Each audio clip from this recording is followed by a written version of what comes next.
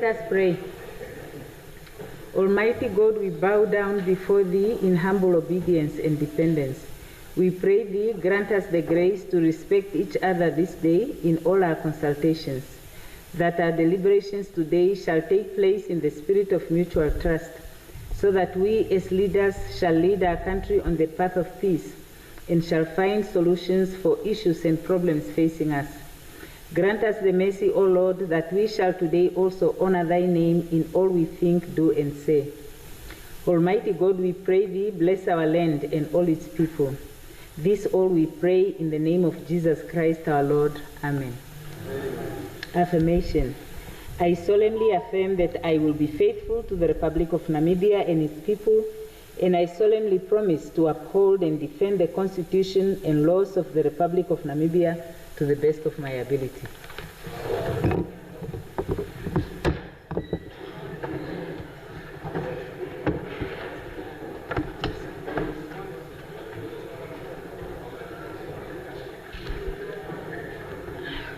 Announcement. I am pleased to announce that today in the gallery we have a delegation of visitors from the Republic of Cameroon, and they include lawyers, public servants, local authority employees, academics, medical doctors, United Nations employees, and entrepreneurs.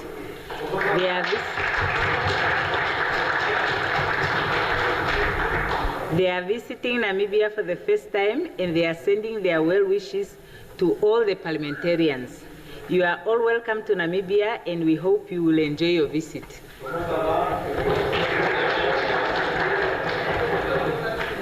They also speak English, so they'll get to see the country where many of the Namibians that were in their country came from. Welcome. Please take your seat. Okay. Another announcement. I have received a notification of membership adjustments from the Chief Whip of the AR regarding their representation on 2 parliamentary standing committees. Honorable Esther Haikola will move from the Parliamentary Standing Committee on Gender Equality, Health and Social Welfare to the Parliamentary Standing Committee on Natural Resources. Honorable Tuhafeni Kalola will move from the Parliamentary Standing Committee on Natural Resources to the Parliamentary Standing Committee on Gender Equality, Health and Social Welfare. They are now new members of those committees, respectively. Today being Thursday, we start with the questions. Oh, not yet, sorry. Yes. No, we go through the routine of the business. Is there any message from the head of state? Right Honorable Prime Minister? Honorable Speaker and honorable members of the National Assembly, good afternoon. I have the honor to rise and deliver the message on behalf of Excellency Dr. Netumbo Nandi Ndaitwah, President of the Republic of Namibia, on the premise of rendering quality service to improve the living standards of all Namibians. As we all know, the people of Namibia have overwhelmingly voted SWAPO Party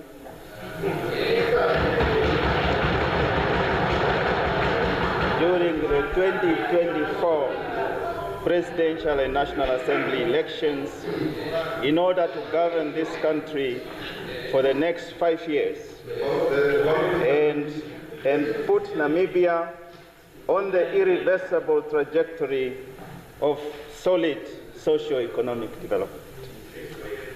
It is for these reasons that the 8th administration has developed the SWAPO Party Manifesto Implementation Plan 2025-2030, a framework for election manifestos implementation, as well as a catalyst for economic growth and job creation through economic diversification, while at the same time prioritizing human capital investment through the 7 priority areas and 8 critical economic enablers. Since the inauguration of the government on the 21st March this year, we have moved at a supersonic speed to implement impactful programs that improve the livelihoods of our people. Amongst them, free tertiary education for all students come 2026. This year, all our green schemes will operate at 100% capacity by planting all the hectares in order to improve food security in the country. In addition, we will introduce agro-processing facilities in all 14 regions, with at least 3 to come on board this year. 1 in Omsati, Kavango East, and Hardap regions. Through these programs, we will be able to create hundreds of job opportunities for unemployed Namibians. As elected leaders, we carry the hopes of Namibian people to lead and transform our country on the basis of promises we made in the SWAPO Party election manifesto, which we must implement without fail. We are therefore at the forefront of this journey as key drivers towards an inclusive and prosperous future for our country. Honorable Speaker, honorable members, I take this opportunity to thank the honorable members of Parliament for speedily passing the 2025-2026 financial year national budget on the 3rd of June 2025.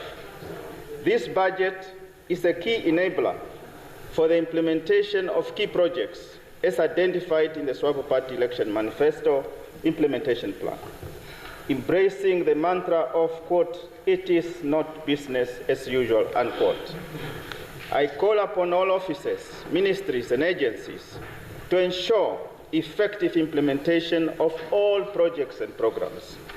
Equally, dear honorable members, we are in Parliament as national leaders, tasked by the Namibian people to make laws which are in the interest of our people and country. We must move fast and amend laws that hinder progress and implementation of identified projects. Ugly grey areas in our laws must be removed to ensure effective service delivery. A good example here is the recent Regional Council's Amendment Bill as tabled by Honorable Minister of Urban Rural Development, Honorable James Sankwasa, yesterday. The tabled amendment is progressive in nature as it seeks to remove human resources management from the regional councils, which are political bodies, to ensure fairness and transparency.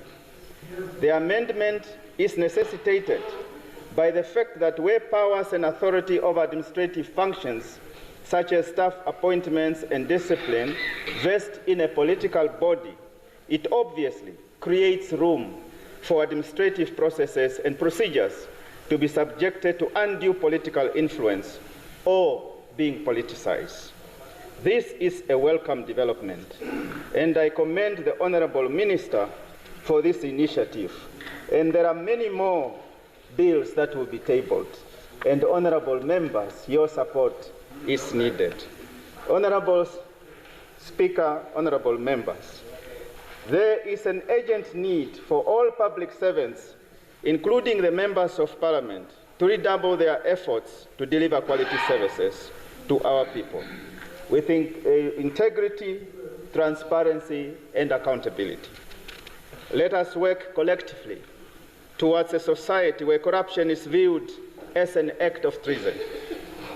Within this context, the government shall not tolerate corruption, delaying tactics, and corridor hindrance, as it is business unusual. We have no minute, no hour, no day, no week, no month to waste in the quagmire of bureaucracy. Anyone that stands in the way of effective service delivery will be swept away by the tidal wave of our uncompromising commitment to service delivery to the Namibian people. In the same vein, I call upon the Anti-Corruption Commission and the prosecuting authorities to root out corruption in our country. The mandate given to us by the Namibian people to serve and deliver quality service remains our key priority. In this regard, all ministers are required to submit quarterly reports to measure progress of service delivery. It is our resolve that no money should be returned to Treasury while projects and programs remain incomplete. In all 14 regions, in all 121 constituencies, as the saying goes, quote, the dust must be seen, unquote. Therefore, ministers are under instructions to act urgently and decisively to ensure that all projects and programs are implemented. Those found wanting in this regard will be held accountable. In conclusion, I would like to thank this august House for your commitment and dedication to serve the Namibian people. I call upon all of us to work together with one mind and one heart for the prosperous future of all Namibians. I thank you very much, and unquote. Do I give it? I submit it. Okay. It's the first of its kind, so.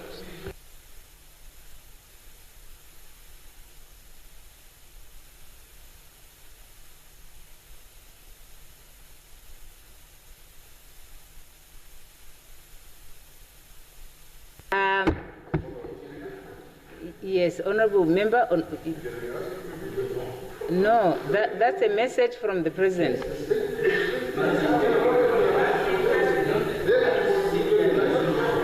No,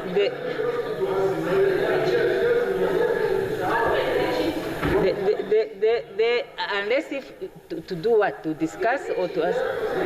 There is no provision in the rules.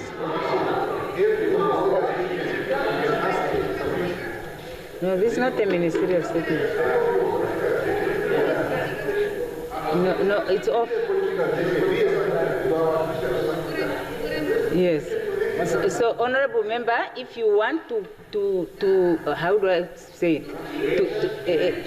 No, not enrich, but no, not to ask questions on this issue. So if you want to assist the speaker and say rules so reads as follow, I will listen to you so that I can see how you can help me. You have the floor, honorable member. Or if not, I can give it to the next person. Yeah, one moment, Honorable Thomas. One moment. Is the Honorable Venani going to assist me in that regard? Okay, so now he forfeited the floor. Now Honorable Thomas has the floor.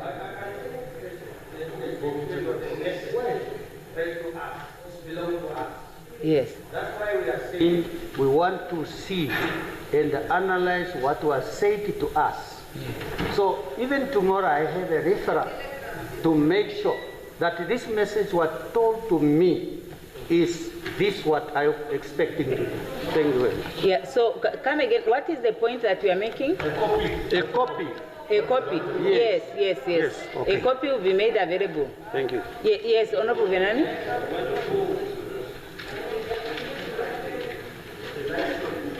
Honorable Speaker, this is a house of debate. It is not a house of children where the Prime Minister just comes here, say things to us, and we just accept without asking him to elucidate his statement. It has been. So on what point are you raising? I'm rising on a point that if a statement is invoking interest in the House, I'm a long-standing member of this House. By knowing the rules of the House, you know that every statement made in this House by a minister or a prime minister, and this one is so specific that it is a presidential statement to legislators. No. We are legislators in the House. We have some few commentary to make, to elucidate, to ask questions, to ameliorate for the benefit of the people that we prepare to lead. Now, why are we just being ambushed to say there is a presidential statement, we have no questions even to ask one or two things in a house of debate. Madam Speaker, grant me the latitude to say a few words. No, Honorable Member, you have made your point. Can you now take your seat so I can respond to you? So, yes. Because I wanted you to SWAPO is afraid of debate. No. Yes, we are no longer debating in this house. SWAPO is afraid of debate. Let me. Honorable Member. You are a long-standing member of this house. Thanks to the Speaker. Thanks to the Honorable Member. You people are afraid of debate. Honorable Why do you want us to come here if you are not debating us? I heard you out. Just impressing people here. You don't know what I'm going to say. You don't know what I'm going to say, Honorable Member. You just start attacking me. You don't know what I'm going to say. Yeah. No, I wanted to respond to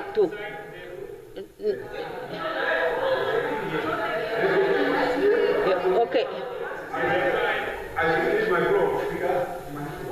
No, you don't have the floor. Honorable Member, so you are saying it's a point of what? Order? Thank you very much.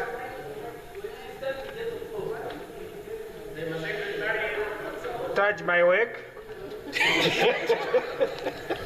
Thank you very much.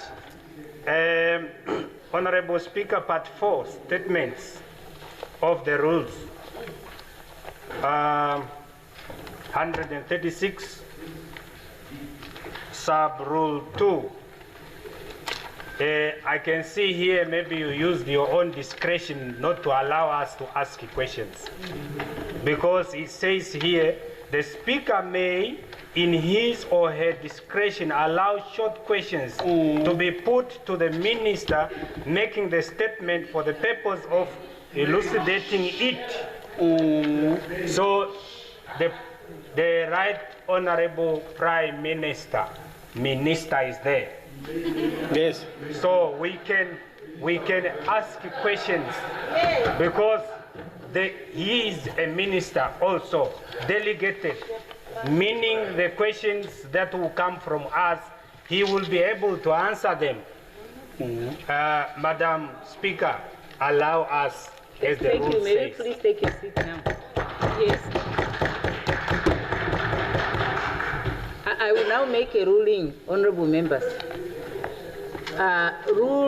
No, honorable member, the rules are saying inform the Speaker of his or her wish before the beginning of the sitting at which he or she wishes to make the statement.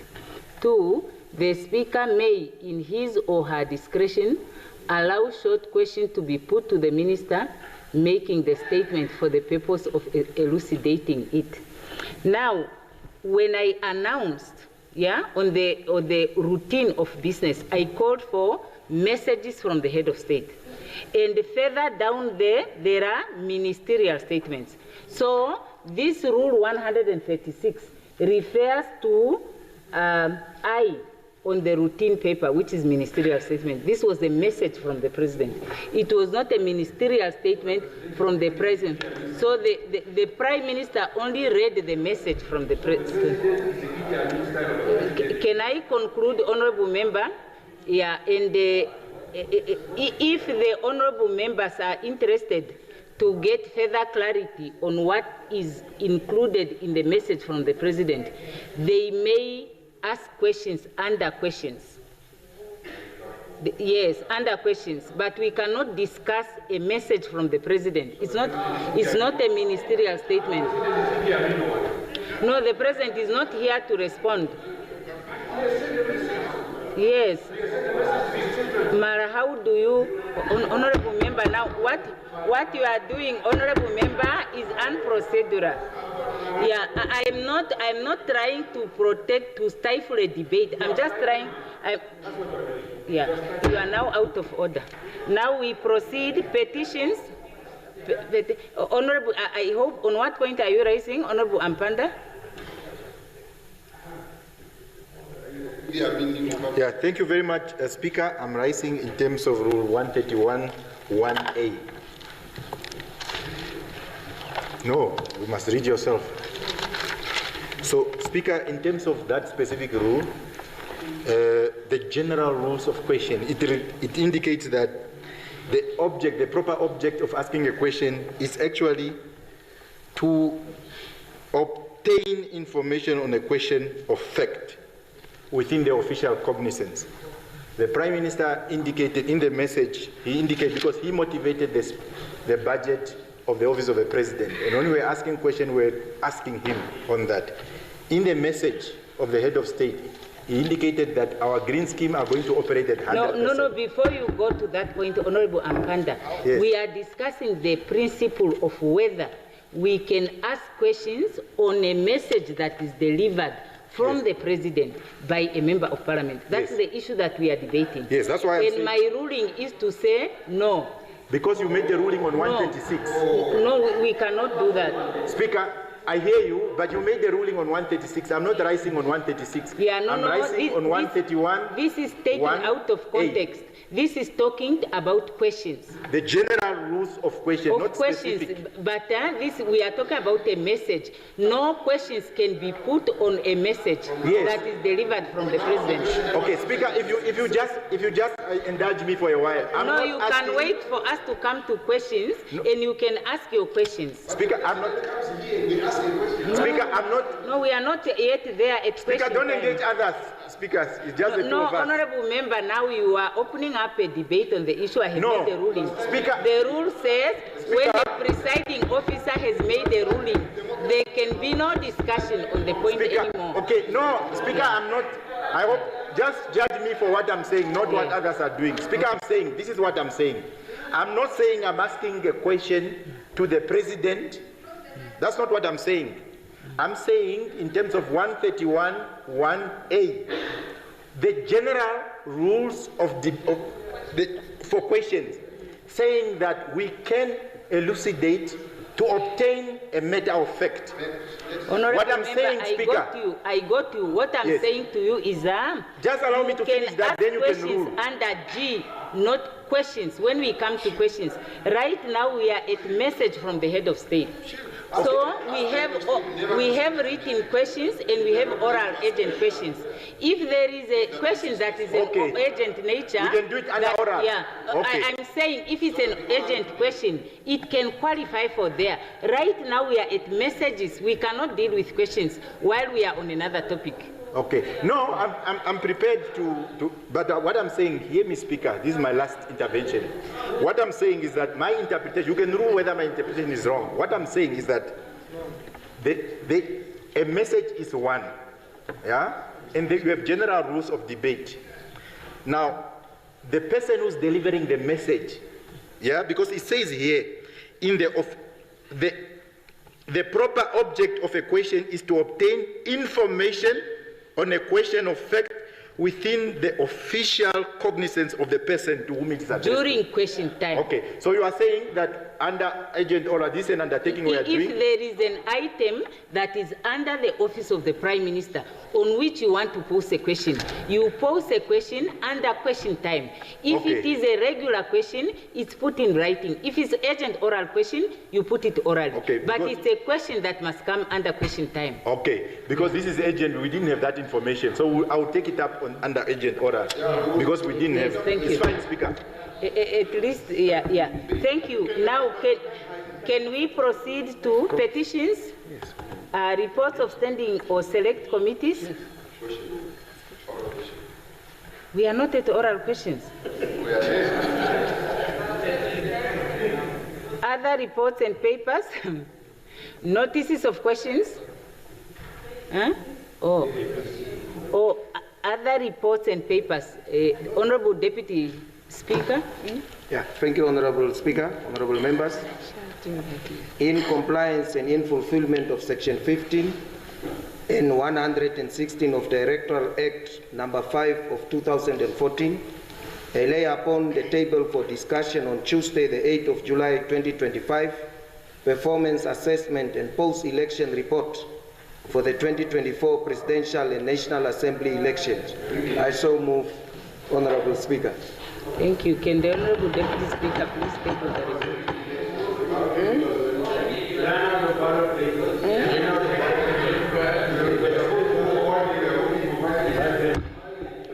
Notices of questions? Yes. I don't know why my system is not working or what, Secretariat. Because I want to be able to get the list of people whose mic is flickering. Before questions. Before questions. On what? A point of what? Speaker, did you give me the floor or not? Which via can you Speaker, I just want to ask. Yes. Yes, I just want to ask Speaker, what do we, when there's a report, I'm raising this question because when the Deputy Speaker was motivating the budget of ECN, we had conversation to the fact that we would need to get ECN so that we can engage with the ECN directly. There was that undertaking. I wanted to ask now, how do we do that? Because it's a very important exercise instead of us just starting with a debate already on Tuesday on their report. I'm just asking, maybe some of you are experienced about it, because for us just to debate this thing without ECN, who got us in this mess, it's a problem. We will be debating between and among ourselves. I'm just asking for your guidance. What are we going to do in line of the undertaking that we've made to each other, that there will be time for us to deal with this ECN matter? Now it seems that it's on Tuesday. So what do you advise that we, yes, that we must do? Thank you, Honorable Ampanda. Yeah, I actually motivated the vote of ECN. And I must say that as a new presiding officer, I had difficulties to deal with the matter because I could only read what was provided to me. And even when questions were asked, I relied on the answers that were provided to me. And that really did not amount to accountability, which is a discussion of an item is supposed to represent. I think one of the options that are available to us is for the relevant committee under which ECN resorts to take up the matter. We can agree to refer the report to the committee. When we come on Tuesday, we refer it to the committee, and then the committee would have the opportunity to invite the ECN and engage them. But going forward, we can also discuss about how do we actually deal with the issues of their votes and all other issues that are brought here by watchdog institutions that are autonomous. So that's on that one. Okay. Then Honorable Benani? Yes. Honorable Speaker, I rise under Rule 137 asking 127 urgent oral question to the Right Honorable Prime Minister.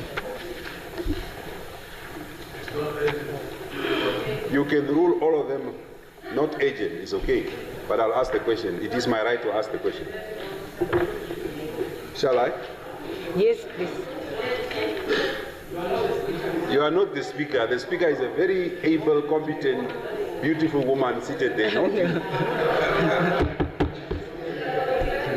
Honorable Speaker, Right Honorable Prime Minister. Can you give me the gist? 135, eh? But I'm getting gray. Honorable Speaker,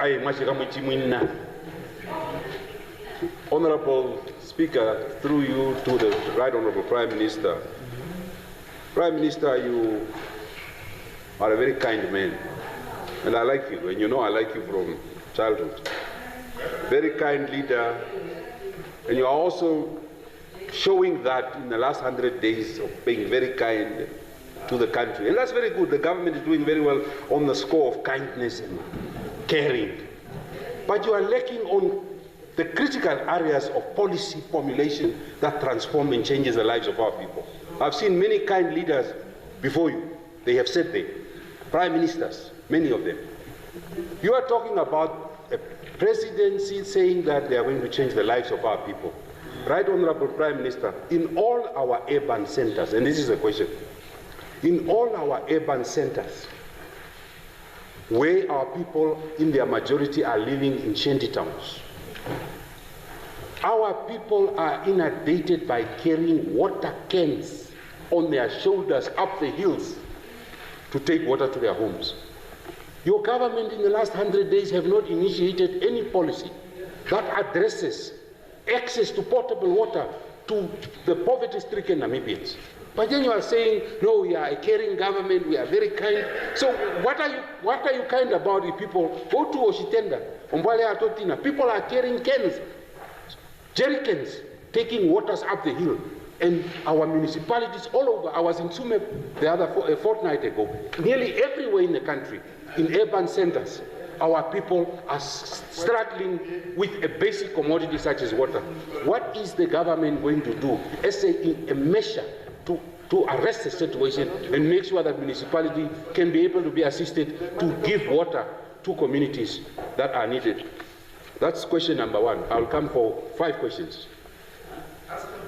No, honorable member, maybe you can just ask if you have more questions. Oh, I have more. Ask all of them. So that, yeah. Thank you very much.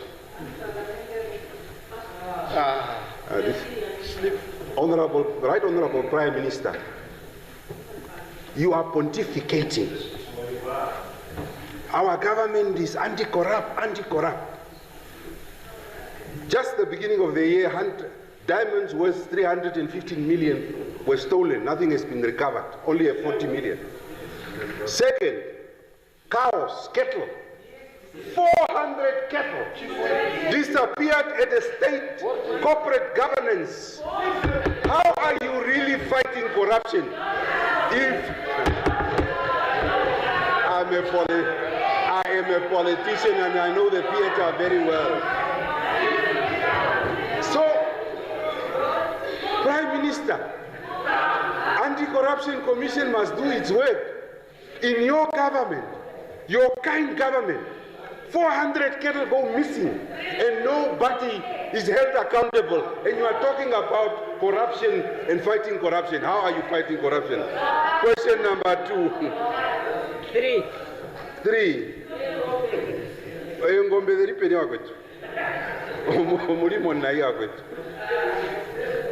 Right Honorable Prime Minister, if it is in Okakarara, go get the cattle. Maybe they are on your farm. Don't engage other members. Right Honorable Prime Minister, on this score, I put politics and the political head aside because it's very central to the survival of our country. You are talking, and I always say this thing before I ask the question, that we can disagree on a number of areas in terms of policy. But on agriculture, on defense, and foreign relations, parties must find one another. Your government says, it's your government, you are leading, he's leading it. How is it my government if I'm opposing? It's a SWAPO government, they might swap on me. It's a SWAPO-led government. It is our government, but it is SWAPO-led. And that's why you can't lead it any longer. Someone else must start leading it.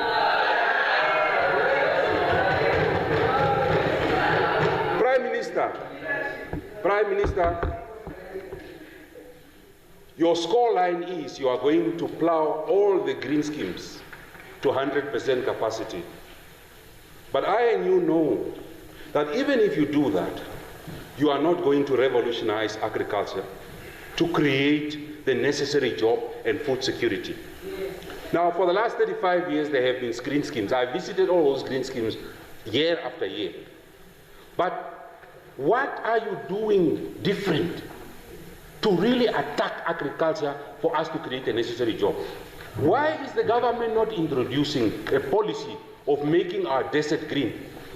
Design 100,000 hectares, get desalination plants, and pump water and revolutionize agriculture so that we create jobs. Now I see many of your governors, they are calling meetings. Young people must bring their CVs. Round up, please. People must come, bring CVs. But you know you don't have the jobs to give to people. So why are you fooling the people? Right Honorable Prime Minister, lastly, rounding up. Yeah, please. Rounding up. They are not the prime ministers. You are not the prime minister. The prime minister is capable and is here. No, what Marufwa? Honorable member, leave them. Can you continue? Honorable member, you are past 3 minutes for questions. Who spoke about Mwarwa? Speaker. Honorable member, you have 3 minutes only. Now 1 left. 1 left. Yes. Sit down, young man. Sit down. Your time is going. No, honorable member, let him just finish asking the question. Yeah. Honorable member, I will give you the floor. Let him just, he's sit down, young man. At the mercy. Honorable Venani, can you also finish, please? Right, Honorable Prime Minister, is government or cabinet going to go into a retreat again to really rethink agriculture? Because the focus is not to have 100% coverage of green schemes.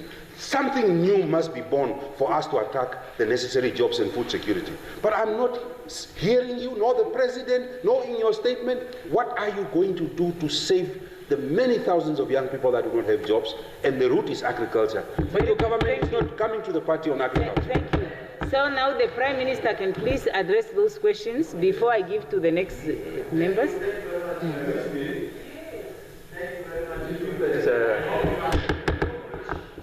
Thank you very much, Comrade Speaker and Mnaina. I think it is good, let's start where you said we park politics on aspects of agriculture, on aspects of national security, on aspects of national interest. And we are agreeable on that score. And if we were to start on the topic of water, there are many other things I'm not well versed, but not water. In terms of policy, the Water Resources Management Act, which entered into force.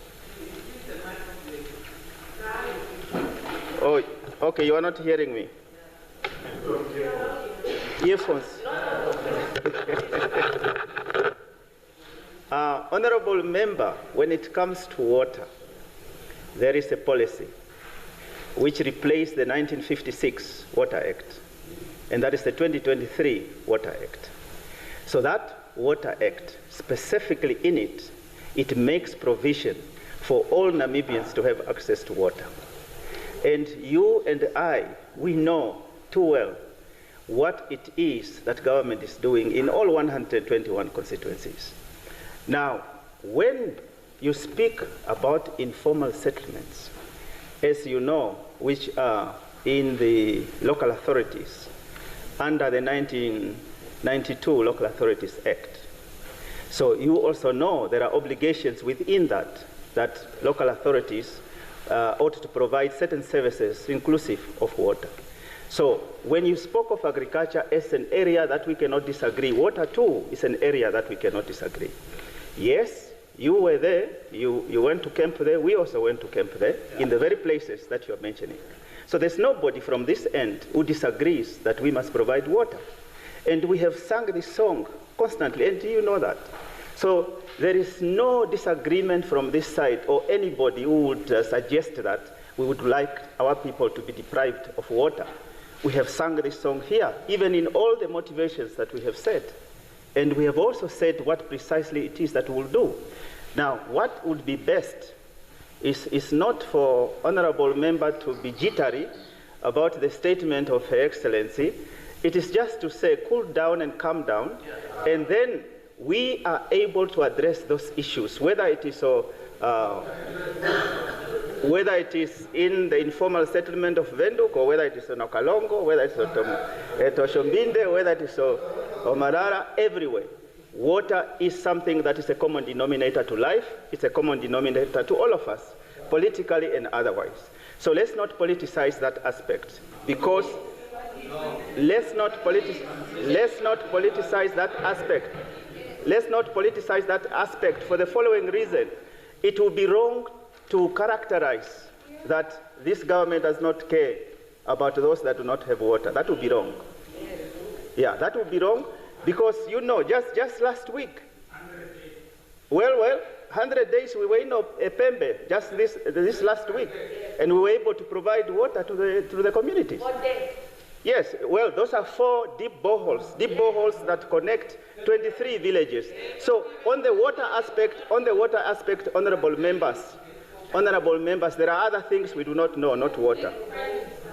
Yeah, so not water. So there, let us agree that as much as agriculture that you have mentioned that we agree on, water too, we agree.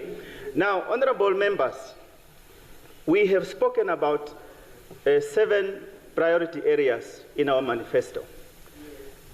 Usually,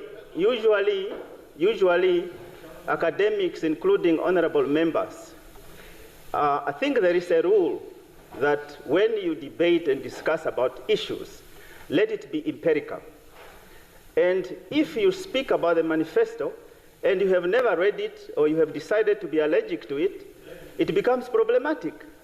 Because had you taken the time to read both the manifesto itself and the implementation plan, some of these questions would not come. So the fact that you visited those green schemes, the fact that, honorable member, you visited those green schemes does not mean that we didn't visit those green schemes. So the fact that you went to see them and what we have undertaken to do, in respect of turning around those very green schemes, because nobody disagrees that there was a time these were not run properly. Nobody disagrees about that. And we are, as we are saying, business unusual. We are turning the table and making what was usual unusual. Because there is no way, whether it is Shadi Kongoro, whether it is Skondo, whether it's Ndongalinena, even whether it is Setunda, there is no way that we can sleep peacefully that resources is pumped into these green schemes and yet there is no benefit coming out of it. Whether it is now Kalimbeza rice, I'm saying the same disgust you have, the same disgust we have. So we are turning it around. And by turning it around is precisely to say it is not to put emotions to it. It is rather to say, if you look at in terms of the motivation that the line minister made here, and there were specific areas that they have indicated that they are going to do. So you should then judge us on the basis of how we are implementing. Don't fall back and say, we have heard this, we have heard this. If you have heard that before, but there was no Netumbo Nandi Ndaitwa at that time. Netumbo Nandi Ndaitwa, let me come. No, let me come. Wait.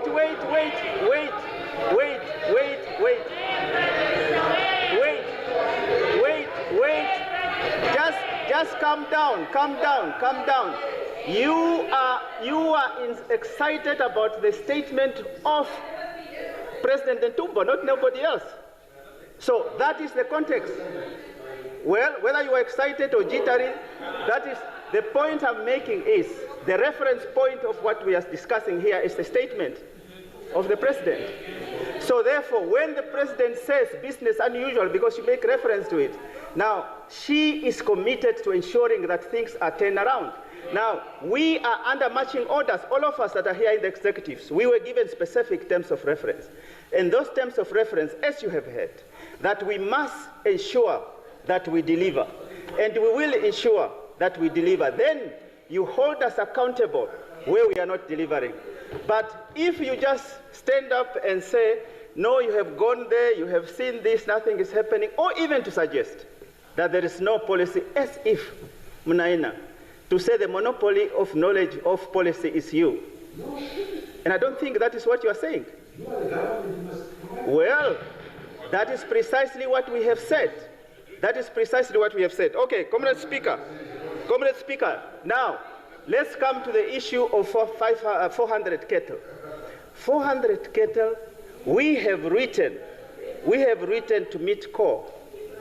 The same goes for the 27 million of NIDA. Now, accountability, I thought, begins with us taking action. And that is what we have done. And that is what we will do.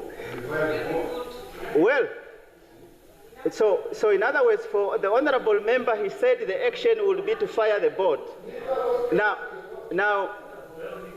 if the action that will take will lead to the firing of the board, that will also be, but we are not there yet. Then, honorable member, you also speak about corruption. I think there is, if I recall correctly, it is only President Netumbo that has characterized it as treason.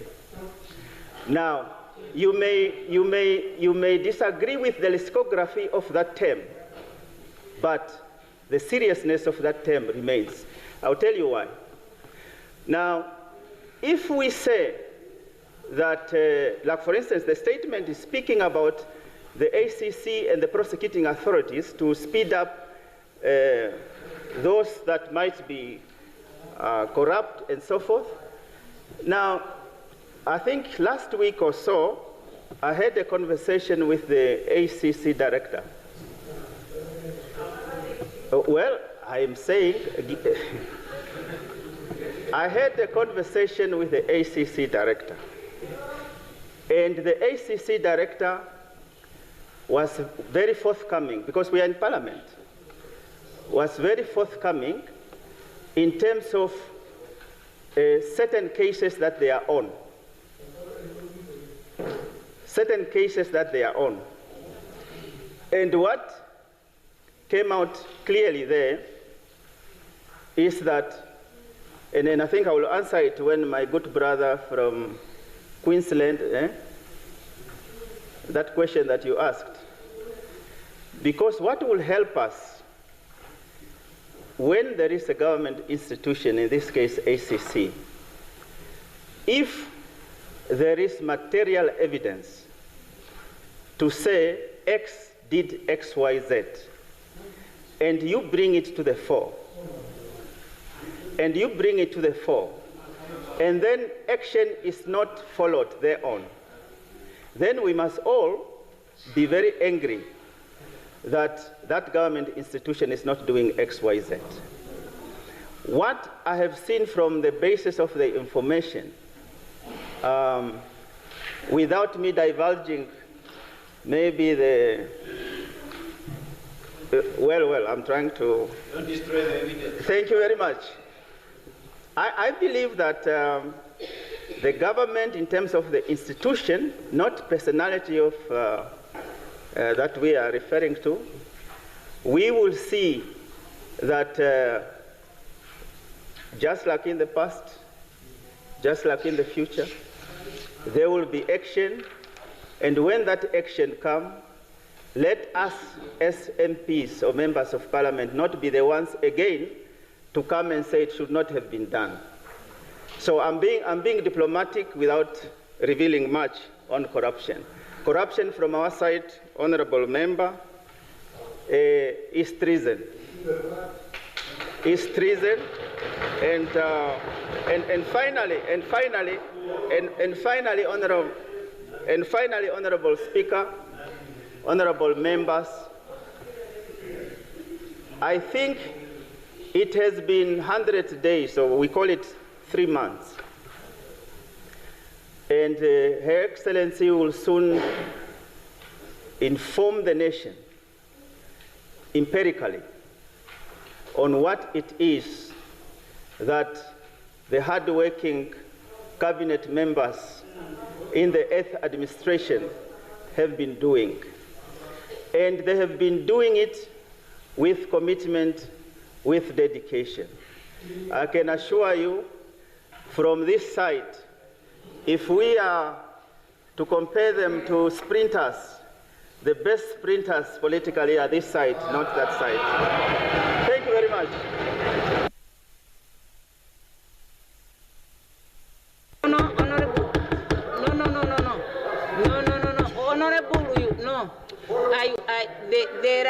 there is a limit of 20 minutes for oral agent questions. And it's the discretion of the presiding officer to give the floor. I will give the floor to the members who have not spoken, and I will give only to Honorable Ampanda, Honorable Nashinge, Honorable Baloti, and the Honorable Mvula there. We are exhausted. We are way beyond the 20 minutes for oral agent questions. Yeah, Honorable Ampanda, you have the floor. Yeah, thank you very much, Speaker. Prime Minister, I want to start off where you indicated that it is better to be judged in terms of the work that is being done instead of the words that have been said. And that already immediately takes us to this idea of manifesto all the time. We do acknowledge that there is a manifesto, yeah, but I want to proceed, as I ask my question, from where you engage that judge us on the basis of what we are delivering. And it's a good starting point, because you know very well that in those documents that we have been encouraged to read, and some of us have read it, we have seen a document that claimed that 1 million hectares of land has been through the resettlement farm. It's a SWAPO document, and our country is 800,000 square kilometers.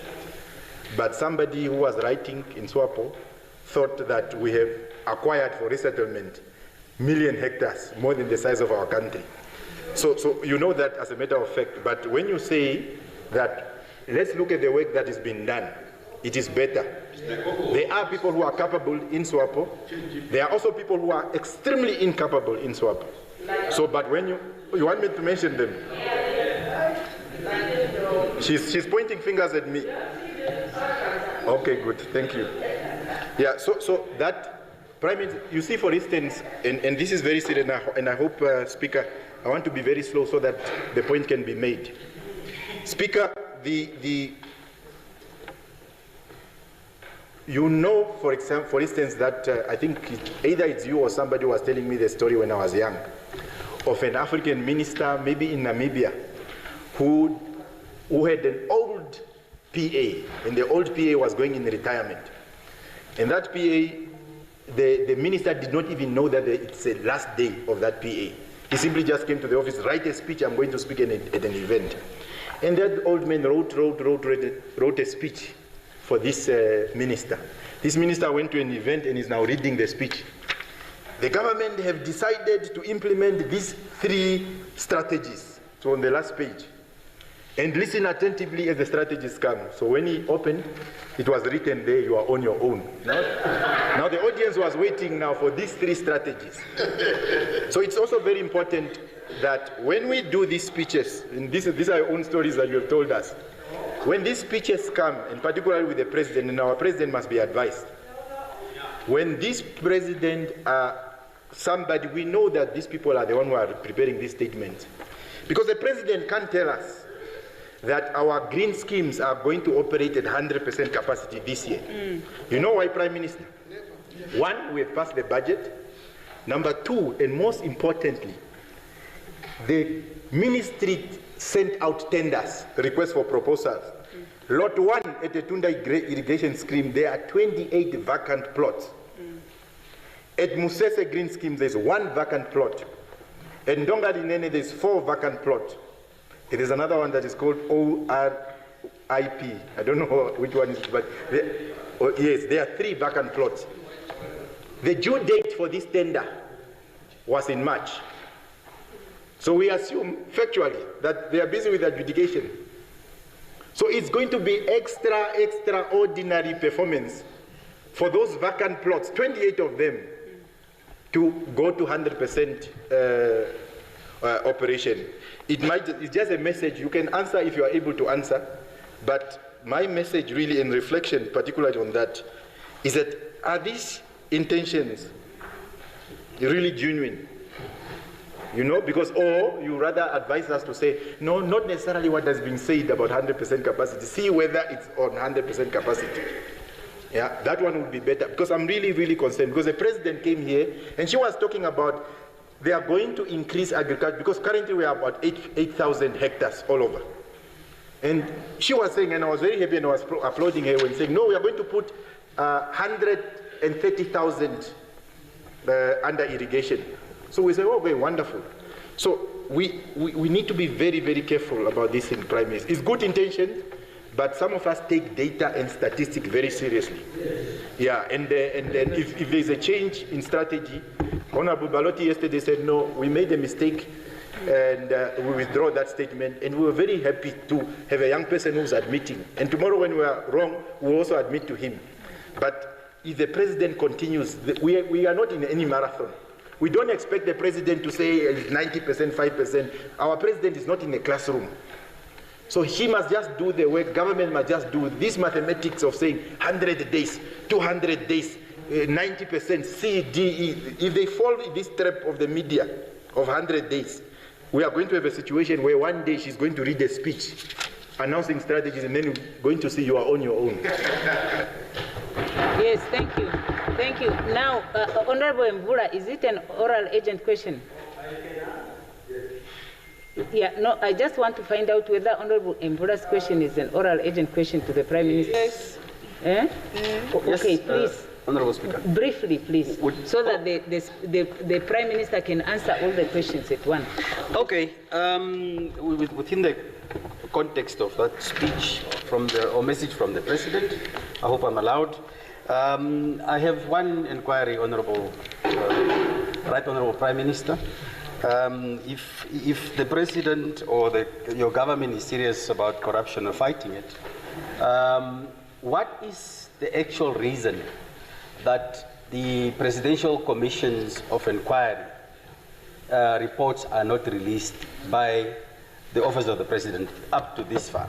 So that the nation knows, because there's a lot of healing that needs to take place in this country, so that the nation knows and can confirm that the Prosecutor General statement of evidence not being found of the 600 million of GIPF money, it could really not be found, or it has not been lost. Now that was not the only report, but other reports as well. Thank you. Yes, thank you. Honorable Balotti, I think it's the last one on the... Yeah, or you no longer wish to take the floor? Honorable Speaker, it was a point of order against Honorable Hengari. I have the floor. Okay, so you will take it as a point of privilege when the Prime Minister... I can't hear them making noise. They are unruly. Okay, so Honorable Member, if you want to rise on a point of privilege, maybe, because now there is no one, you can't make a point of order when there is no one on the floor. So now, I think we should just wait for the Right Honorable Prime Minister to respond, and then, yes, and then we deal with it from there. Yes. Is it on? Thank you very much, Comrade Speaker, and thank you very much, honorable members. Thank you, Honorable Professor, for having read the manifesto. And he said he has read it, so please read also.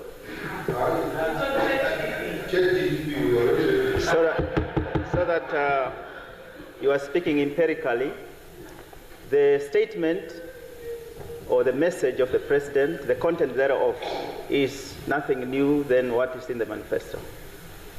So the green schemes at the state where they are, the ones you have mentioned, is not to say the whole Orange River, for example, or Etunda, they are not in operation. There are those that are in operation, and we refer to Ndongalinena, we refer to Skondo, Vunguvungu, and Shadi Kongoro, and then Etunda.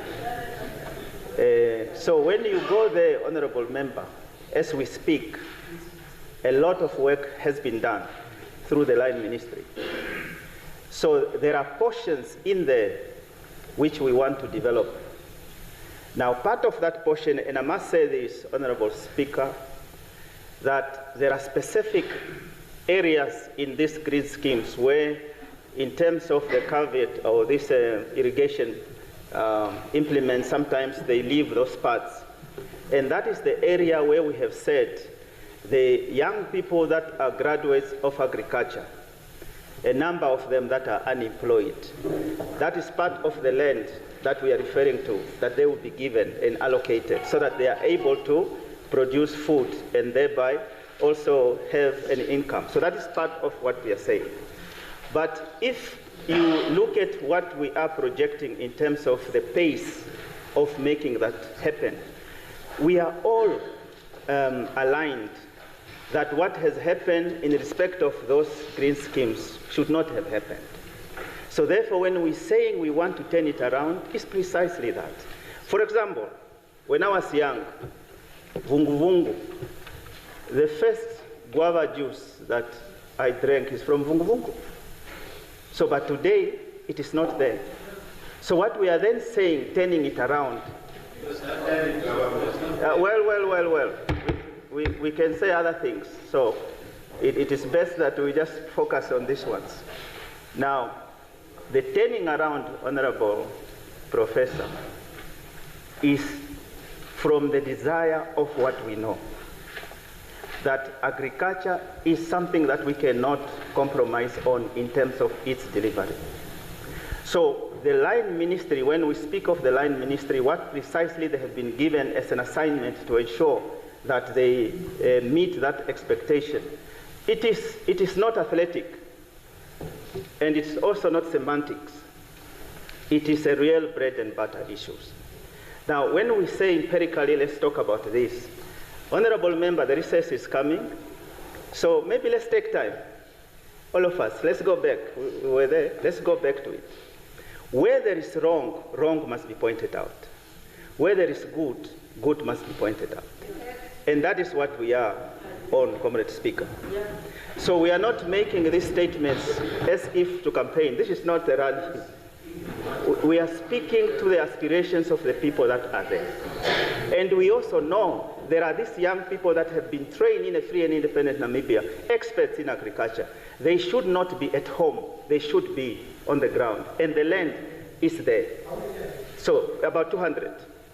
So these are the young people that we are speaking to, Honorable Speaker. So my brother of GIPF, if my recollection serves me well, even though the generality of your point is about corruption, but the specificity of your point is about GIPF. So therefore we are trading in a, what is the best word to use that is diplomatic? It is a world of alternity, which we shouldn't do. So whatever is wrong that has happened in respect of the matter that you refer to, wrong to you, wrong to us. If the money has disappeared, it is wrong. Who will applaud money that disappears? Nobody. So if it is about whether or not which presidential commission of inquiry is to be made public, it's a conversation of another day. But for now, you have heard the clarity of the message. And it's good that I know that you have read also of the manifesto, so you know it, that it speaks precisely against corruption. So in this house, when we were doing affirmation, if the question was, who in this house condemn corruption? Everybody in the affirmative would have said, we all condemn corruption. So it would be unwise to say your government, this, support that, and support that. All of us must condemn corruption. All of us must support agriculture. All of us must support young people that are able to produce food. All of us must debate then issues of bread and butter. And I will come back later when the question comes of the unemployed. Honorable Speaker, because let me now say on a point of privilege, maybe I'm abusing my floor. I would plead, or maybe I would pray, as members of this august house. Sometimes we ask each other questions which we could discuss at the cafeteria. Give me a point. You see, if you ask Prime Minister a question you know very well that it is not correct, and yet you say, Prime Minister, please, on that day and that day, I want to ask you a question. And this question is just to say, there is no full stop to the sentence. So you just walk over here and you say, there's no full stop on this sentence. instead of asking the Prime Minister to go and prepare a question and come and answer in this August House. So I'm just saying, we shouldn't, there are certain things that are really very important. Those ones, let's discuss. But those that are whimsical in nature, I think let's not do so. I shall pray. Thank you, thank you. Thank you, Right Honorable Prime Minister. Now I see Honorable Nashinge has a written question, I think, to pose. Yeah? Yes, please, you take the floor.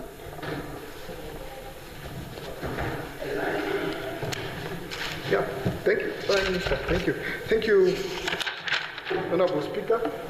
You are still doing a little better today. Honorable Speaker, I hereby give notice that on Thursday, the 10th of July, 2025, I shall ask the Right Honorable Prime Minister the following. Business unusual is when you are firing somebody seconded to one institution from one institution. Business unusual. Just kidding. On the very same day that cabinet ministers are reported to be submitting their 100-day performance report for review, the Namibian people and this honorable house have learned of the deeply concerning news that the World Bank has officially downgraded Namibia to a lower middle income country. The objective international verdict explicitly cites slow economic growth and policy failures as a reason for this downgrade, Prime Minister. Given this stark contrast, could the Prime Minister explain to this House and the Namibian people with utmost transparency how the government reconciles its internal performance assessment with the objective international verdict of national economic failure? Furthermore, which specific minister and ministry will be held directly accountable for the policy decisions and lack of economic diversification that have led to this national humiliation? And what immediate drastic changes in economic policy will be implemented in response to this downgrade? I so submit. Thank you very much. Can the honorable member please take the question?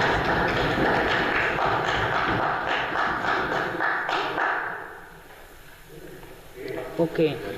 On that note, the House will now rise until 14 hours.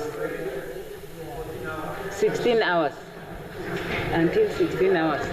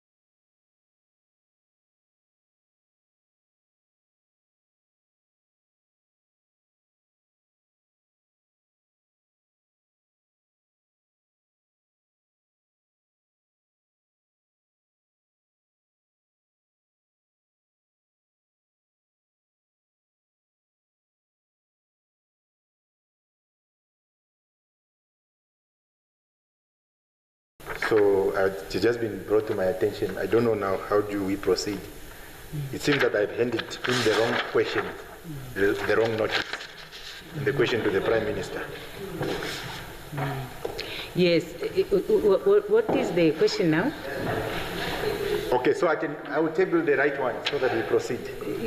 I handed actually the wrong one. So when I sat down, when you said, may the honorable member please table, so it seems that I just took the order paper and left the question. So I want to table now the question.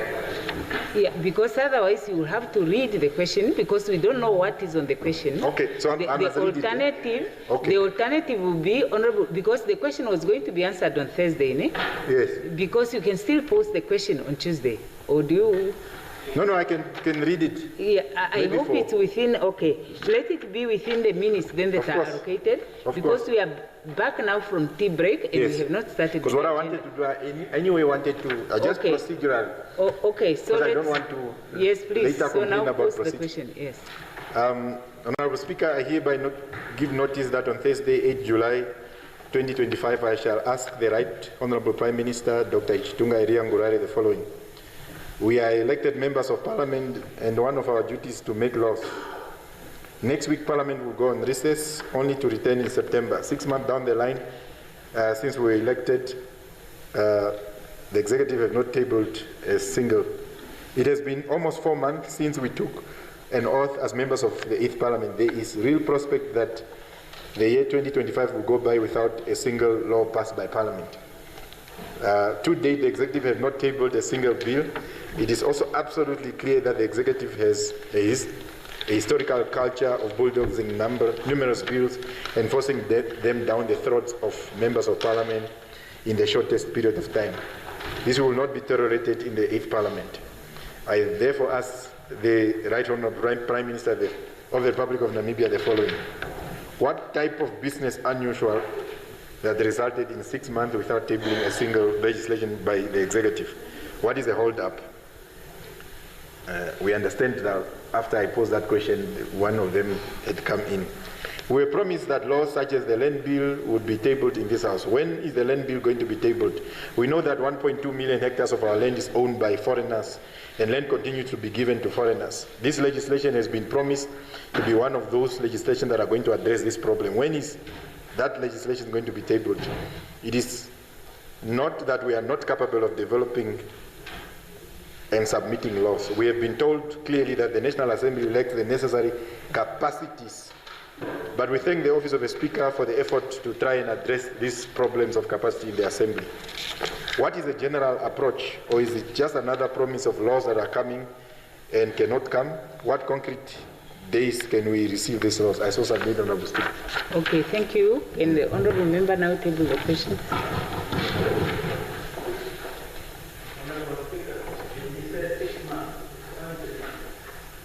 Yes, you are correct. It's only 3 months, Honourable Prime Minister. Yes. Now, the next item is notices of motions. Any notice of motions? Yes, Honourable Kalona. Thank you, Speaker. According to the 2023 population and housing census, young people under 35 years count 71.1%, that is 2.1 million in Namibia. As young members of Parliament, connected to each other like never before despite belonging to different political formations, not only can we spark the brain that is going to change our country, we are the brains that can change our country by refining the resilience of our communities, proposing innovative solutions, driving social progress, and inspiring political change in both urban and rural contexts. We constitute a remarkable and essential asset worth investing in, opening the door to unparalleled multiplier effect. At the same time, you also face enormous challenges which often arise in the pursuit to assess our rights, including quality education, health care, or decent work. What would be better than a group of young MPs who not only come together to advocate for youth issues, but also ensure that young people's voices are heard and their perspectives infused into the work of Parliament. Against this background, I hereby give notice that on Tuesday, September 8, 2025, I shall move that this Parliament establishes a parliamentary youth caucus for all eligible young MPs. I so move, Honorable Speaker. Okay, can the honorable member please table?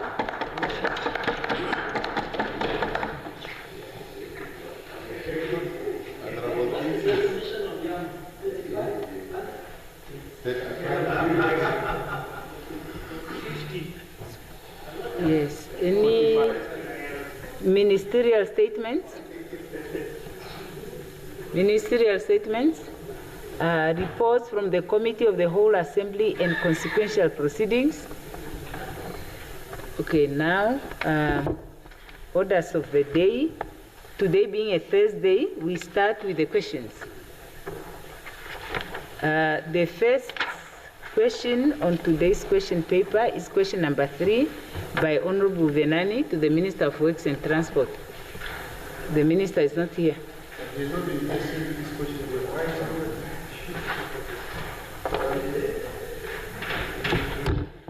Okay, the next question is by Honorable Venani, also to the Minister of Works and Transport.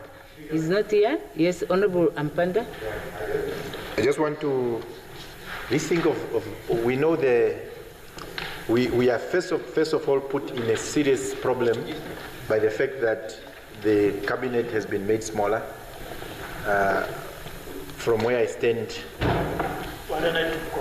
for where I stand, I don't really have, because you can't, for instance, have a minister of health without a deputy. That's the politics of another day.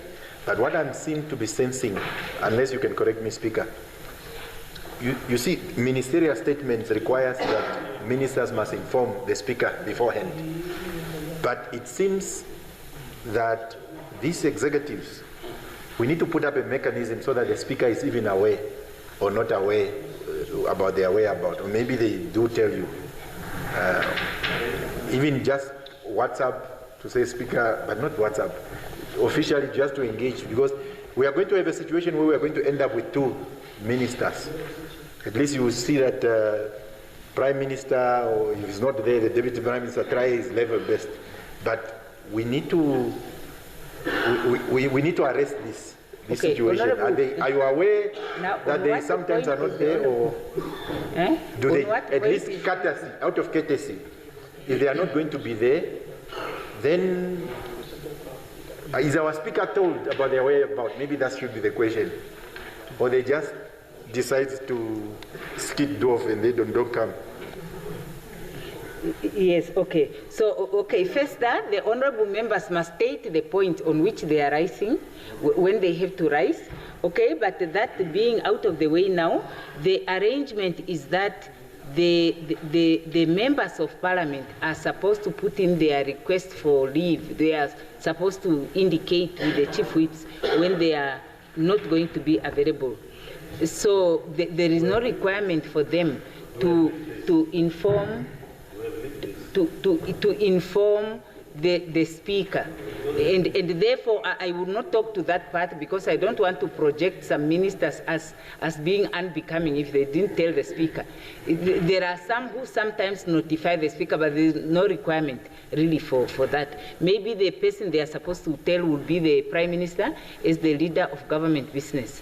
Yeah, but ministers know that when there are questions put to them according to the rules, they are either present to answer the questions, or they will make arrangements to make sure the questions are answered, either by delegating another person or making sure that next time they are here. But there is also another rule that says ministers can actually ask to answer the questions before the due date. Yeah, so, but that requires also for the person who moved the questions to be in agreement. And sometimes it's a challenge to get the confirmation that the person who posed the question is in agreement.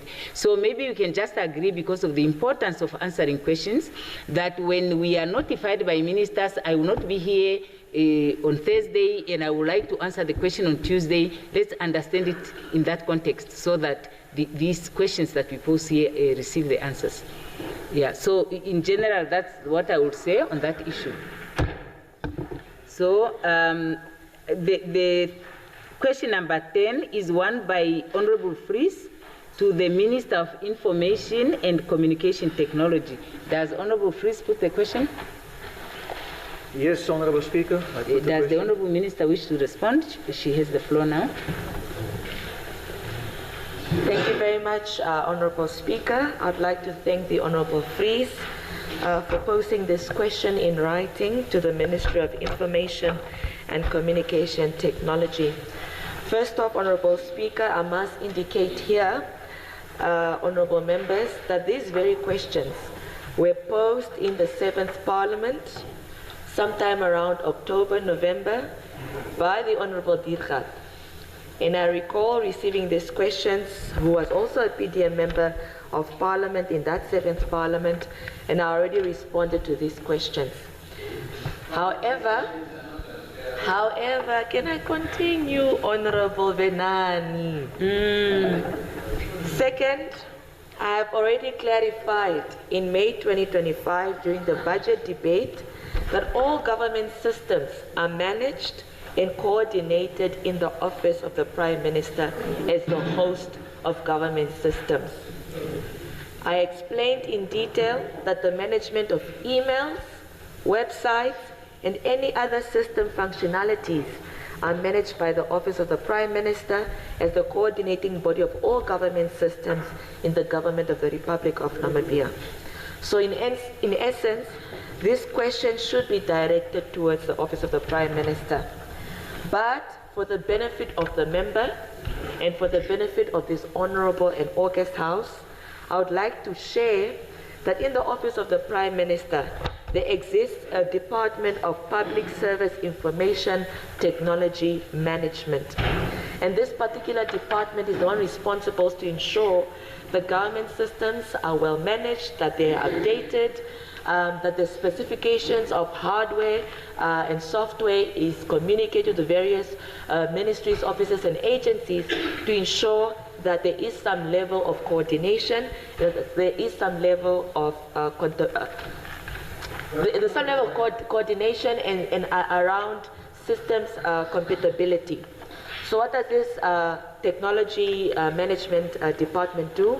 One, they promote and coordinate the implementation of e-government initiatives. Second, they oversee and monitor the acquisition of hardware and software and entry into service level agreements with service providers to ensure that government systems do not have to wait so long for the procurement to actually acquire government software or hardware for their systems. They also promote and coordinate the development of sectoral and integrated information systems. They also provide technical support to OMAS in the development, implementation, operation, and maintenance of ICT infrastructure in the public service, as well as to facilitate specialized ICT training in the public service. So in conclusion, Honorable Speaker, because I've indicated that I've answered these questions before, in the May budget debate, I clarified these particular questions as posed by Honorable Fries. But all in all, Honorable Speaker and Honorable members, we do know that there are some glitches in the systems like anywhere in the world. Our phones also freeze because technology is not a perfect thing. We do have some challenges because technology doesn't function on its own. It functions with a bit of electricity. It functions with fiber networks, especially now we've seen recently that there was maintenance, or there is still maintenance being done on the West African cable system that is going through the Atlantic Ocean, connecting us to the rest of the world where internet is concerned. So there will be glitches, there will be challenges. However, the commitment from the Office of the Prime Minister and the Ministry of ICT as a supporting role is there to ensure that whether it's our phones in the public service, whether it's our emails or websites, that they're always able to respond to the queries and questions by the members of the public to ensure that the nation is not cut out from government services. That commitment is there. And while we are continuously upgrading the systems, continuously supporting our IT specialists to get the necessary skills to upgrade, because we know eventually the systems are constantly being upgraded, whether it's upgrading of the software, the new licensing requirements that come with the software, or even the hardware that continuously ages.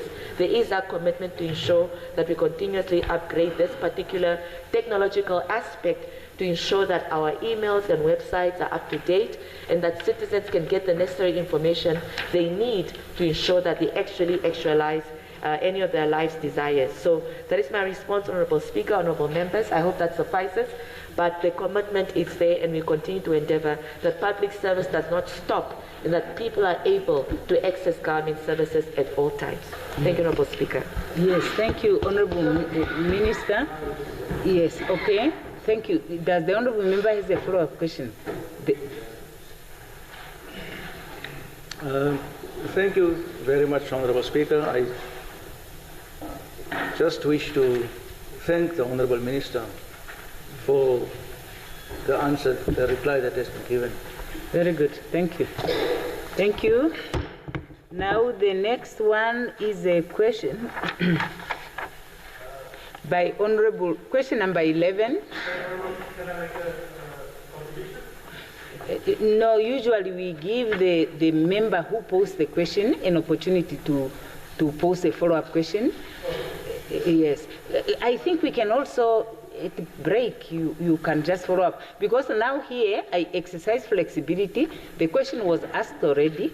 In terms of the rules, a question that was asked and answered may not be reposed again. But because, you know, I decided to overlook that. So if I have to give other people the opportunity to ask follow-up questions, I think it's stretching it a little bit too far.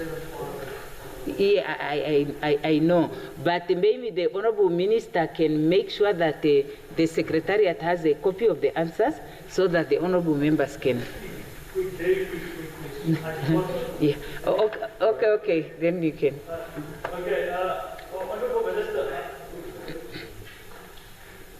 Honorable Minister, just a quick one. So I just want to know who is the responsible person that we can inquire from to make sure that these things are updated, because you now said there's this institution that keeps everything updated, but our government websites are not updated at all. Even the Ministry of ICT's website is not updated. The strategic plan of 2017 to 2023 is still up there. There's still a deputy minister.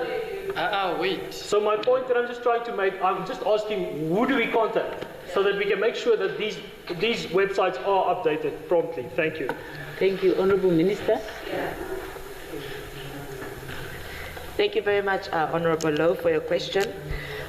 Yes, there is a particular department in the Office of the Prime Minister to coordinate, but it's the responsibility of every government ministry to update their own website. It's like a social media platform.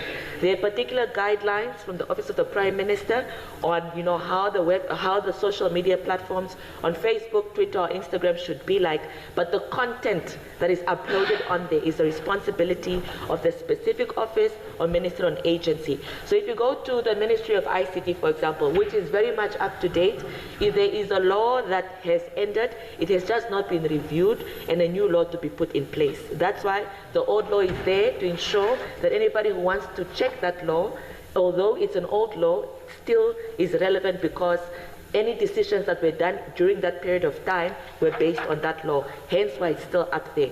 But if there's a particular ministry that you need questions about any issue uploaded on their website or anything, you contact that particular ministry, because that is the ministry that uploads the content on the website. The uniformity of websites and the guidelines related to that is coordinated by the Office of the Prime Minister.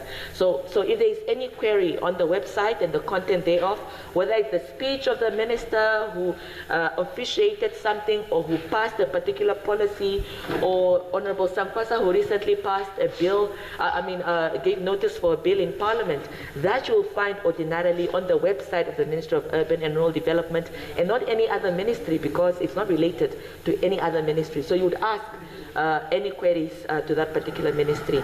But we continuously endeavor that all OMAs update their ministry websites to the best of their ability, and where instances where there are challenges thereof, that their social media platforms are active. I can tell you for free, many ministries and their agencies in this parliament and in this government, when their queries sent to either on the Twitter pages, which is much faster than the chat box on the website, they immediately get a response, or they indicate who you can immediately call or contact to further your query. So government is really trying through the communication guidelines, because websites and emails and telephones are around a communication guideline to ensure people communicate to their representatives and to their state and to their government. So hence why website and email are not, the main thing necessarily. There are other ways you can communicate to a government agency, through social media, through giving them a phone call. This is why we have head offices and regional offices, so you have access to those entities. So please, don't only rely on websites or email. You are free to use the plethora of communication channels that the various OMAS has made available for you to be in touch with the government entities. Thank you, Honorable Speaker. Very good, thank you. I see the Prime Minister is also seeking to provide clarification, because as was indicated by the Minister of ICT, the OBM is actually the host of that system. And I would like to give the floor to the Prime Minister. Come before the Prime Minister.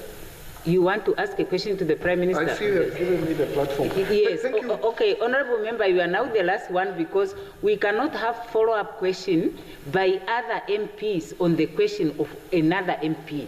So because we are new, I'm exercising that flexibility only today. So please, let's not take it that that's how it is done. Yeah, thank you. Yeah. Thank you, Speaker. But I think as we move on, we need to relax some of these bureaucratic settings that we need to have some.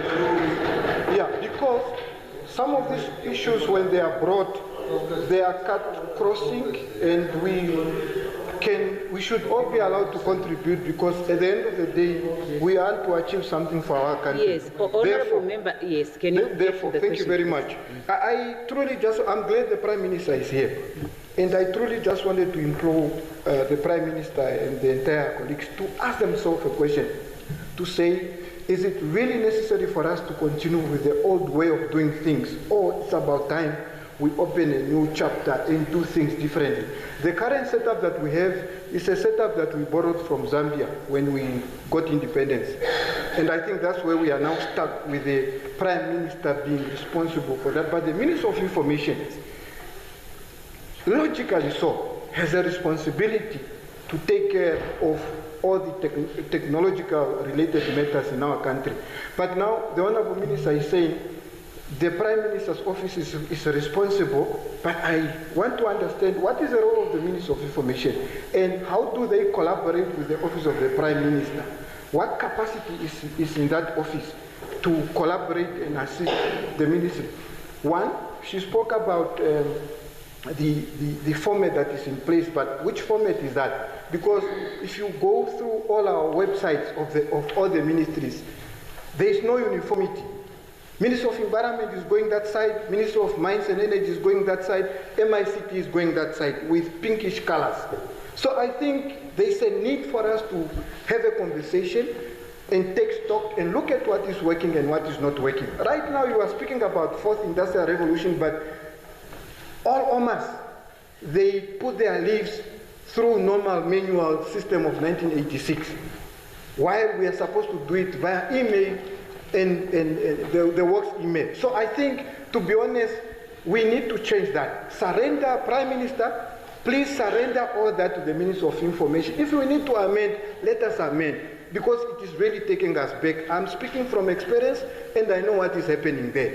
The Minister of Information, the colleagues are just there to manage the issues of the Minister of Information. The rest is under your ministry, and I don't think it's correct. Thank you very much. Yes, thank you. Honorable Prime Minister, you have the floor. Thank you very much. This one's. Thank you, Comrade Speaker, Honorable Member, and Honorable Fries. Is it Honorable Fries who asked the question? Yes. Honorable Fries, the youthful Fries. Then Honorable Berseba. constituency, honorable leader of the opposition, official opposition, without trending on the edge of out of order. When we were much younger, that's our generation with Benan here. The internet was accessed through modem. And every office, you will hear the noise. The moment you hear the noise, you know that somebody is connecting on the internet. Yeah, so when we were in Ochomwise, you have to take a taxi from Ochomwise to come to town to access.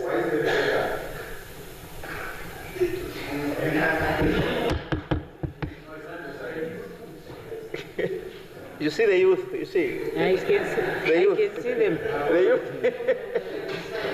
Yeah, so, Comrade Speaker, that time, I'm speaking now to what Honorable Law is saying, as well as amplifying and complementing our youthful, active, hardworking minister.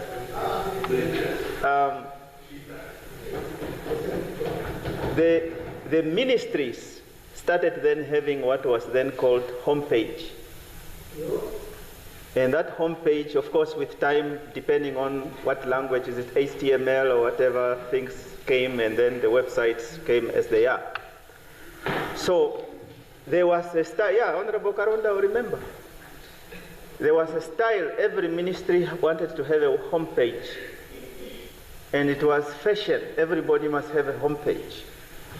Now, that homepage, as it is now being said, some of it started a long time ago, as long as it is there. So it has become, for some of it, is electronic white elephant. Now, from the perspective of how are we going to modernize it, as it were, how are we going to make it very accessible? So that conversation, we have had it. So what we have also then asked in terms of what she has also spoken to, times have changed. Honorable Kalora is talking about the youth that are 16 and whatever age he's referring to. This generation, Honorable Speaker, they are more in tune to this technology. And therefore, the digitizing technology that Honorable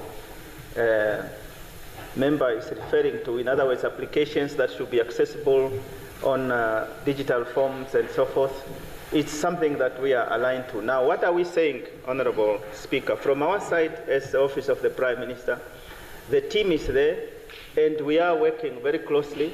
Recently, a policy was approved. It's the communication policy of the ministry.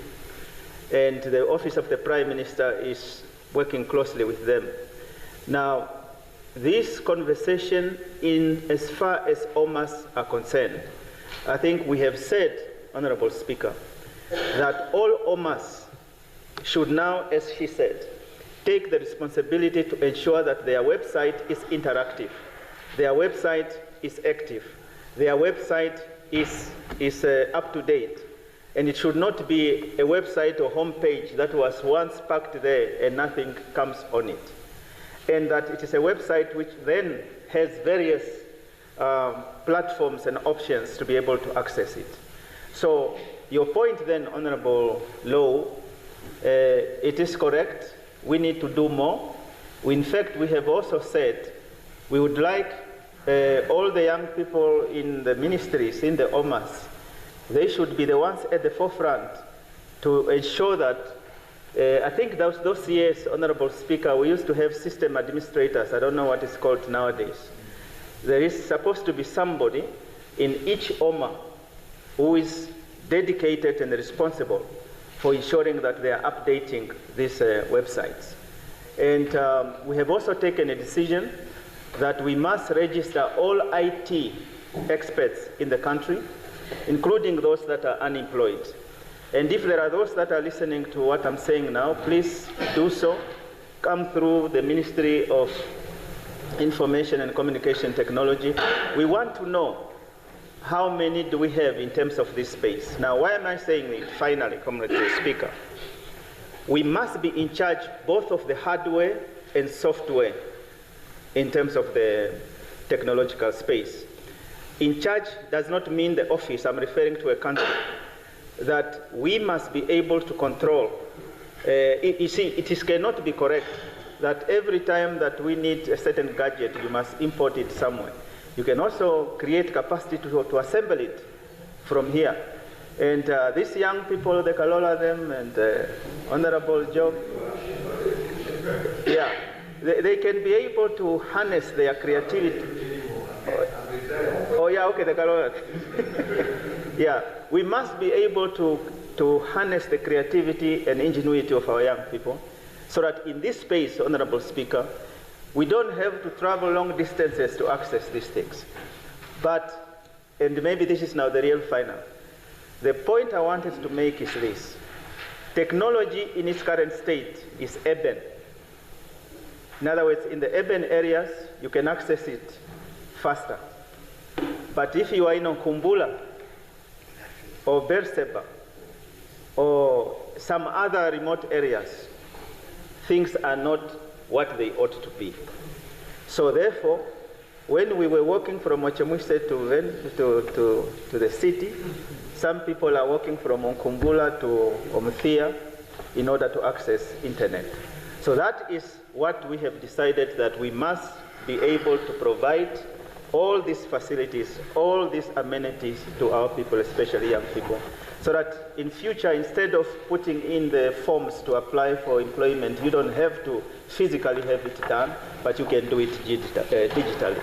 So, Honorable Speaker, I know I have affronted the opportunity, but I think let's call it maybe what do they call it? I was rising on motion of privilege, point of privilege, and also maybe point of adulthood. Thank you very much. Thank you, Right Honorable. Now, the next question is question number 11 by Honorable Binge Sheundo to the Minister of Works and Transport. Both of them are not here. Then we proceed to question number 18 by Honorable Motu to the Minister of Home Affairs. The Minister is not here. The next one is question number 20 by Honorable Venani to the Deputy Prime Minister and Minister of Industries, Mines and Energy. Honorable Venani, do you put the question? Does the DPM wish to respond?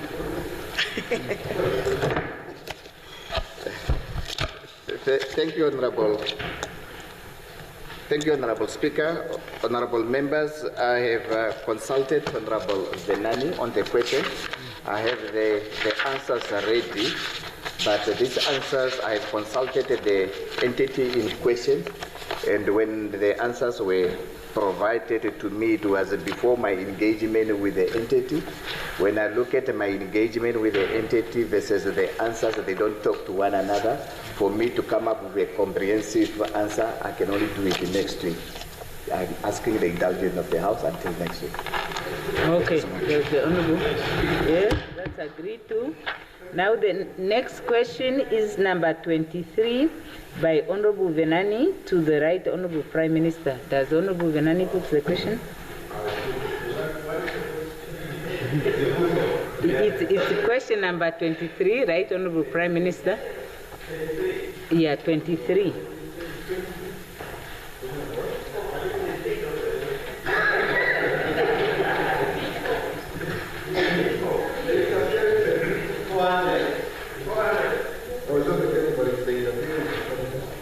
Yes, the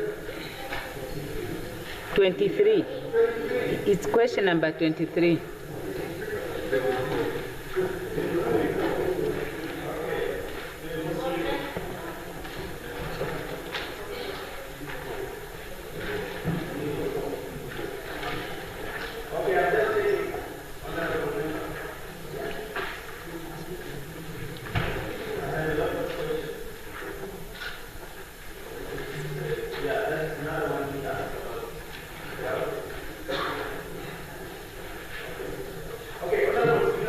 Yes, Honorable.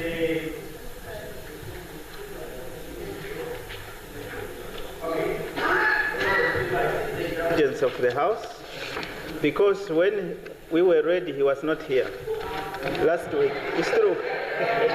It's true. It's true. Is it here? No. No. We had it. We were here last week, but it was he was not here. It's okay. It's my brother. We will answer it with your indulgence, honorable brother, next week. Next week. Or is that unparliamentary? What did you say, right, honorable? Honorable brother. I think it depends on the honorable member whether he wants to embrace the brotherhood. So I can see he embraces. Thank you very much. Is it this one? This one is okay. flat. Thank you very much, my good brother. Yeah.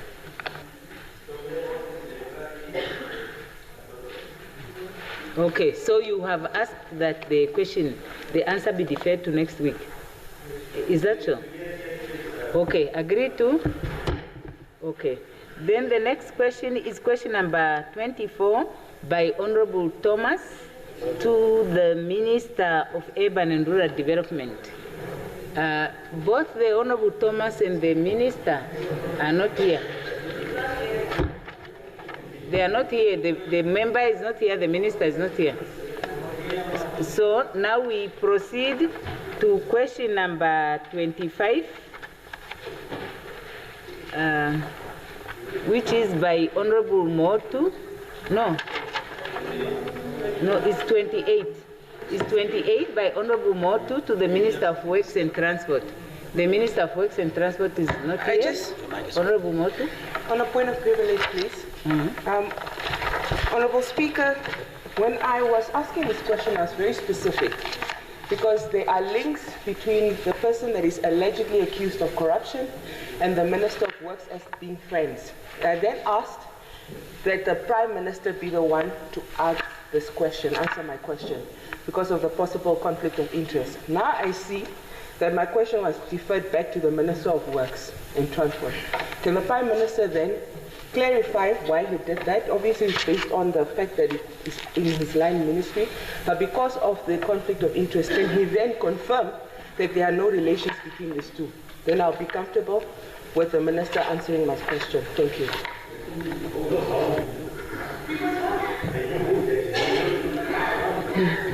Yeah, Honorable Motu, I'm not aware of any, yes.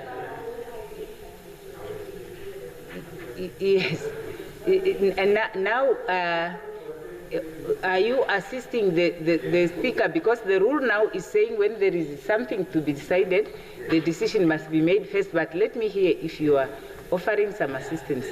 Yeah, so Speaker, in fact,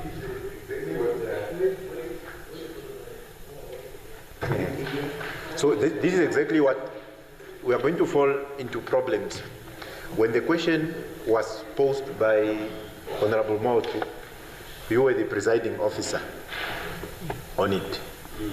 Then Honorable Katamelo, in the next session, Honorable Katamelo came to make an announcement. And anyway, when he was making an announcement, Honorable Motu was not here. Because I could already anticipate, because he redirected that question. Because I remember him saying, no, maybe the secretary will Honorable Katamero redirected the question. From where? He came to indicate that this question was posed to the Minister of Works, to the Prime Minister, but it must be redirected. He did that while we're here. And in fact, I guess maybe what needs to happen, the Secretary must also assist the presiding officers, because even yesterday when you're not here, that's why I asked for indulgence of the Deputy Speaker to say, are you making a different ruling from what the Substantive Speaker have done? Because he was introducing new interpretation on agency. And then the Speaker was saying, we are now used to the interpretation of agency that you said a member might not have gotten an opportunity to put it in writing or something, like where you were saying important doesn't mean urgent. So maybe there need to be that synergy, because I recall very well, because the question was posed, she's correct. in terms of that, but it was redirected. So I don't know how this matter will be resolved. So I guess maybe it's a very tricky one. And in terms of, but I'm just sharing with you why what happened the way it did. Yes, thank you. I'm not sure. Prime Minister, would you like to say something? Thank you very much, Comrade Speaker, my good sister. You were representing us very well that time when this conversation was taking place. It was an issue of the subject matter which falls in the purview of a certain minister. Then, rightly so, you are indicating that there is a purported conflict of interest. The line minister was of the view that he should be the one to answer that question. Now, Honorable Speaker, what I think would be best is that he, the line minister, should be here too, so that we could have this conversation. Because, and we were also saying there were certain questions that are put to the Prime Minister which are meant to be in the purview of the line minister, often present here. So, in any case, when I answer that question, suppose the Honorable Minister is present, he will also be in tune to what I'm saying. Now, if he is conflicted, then he must leave the House.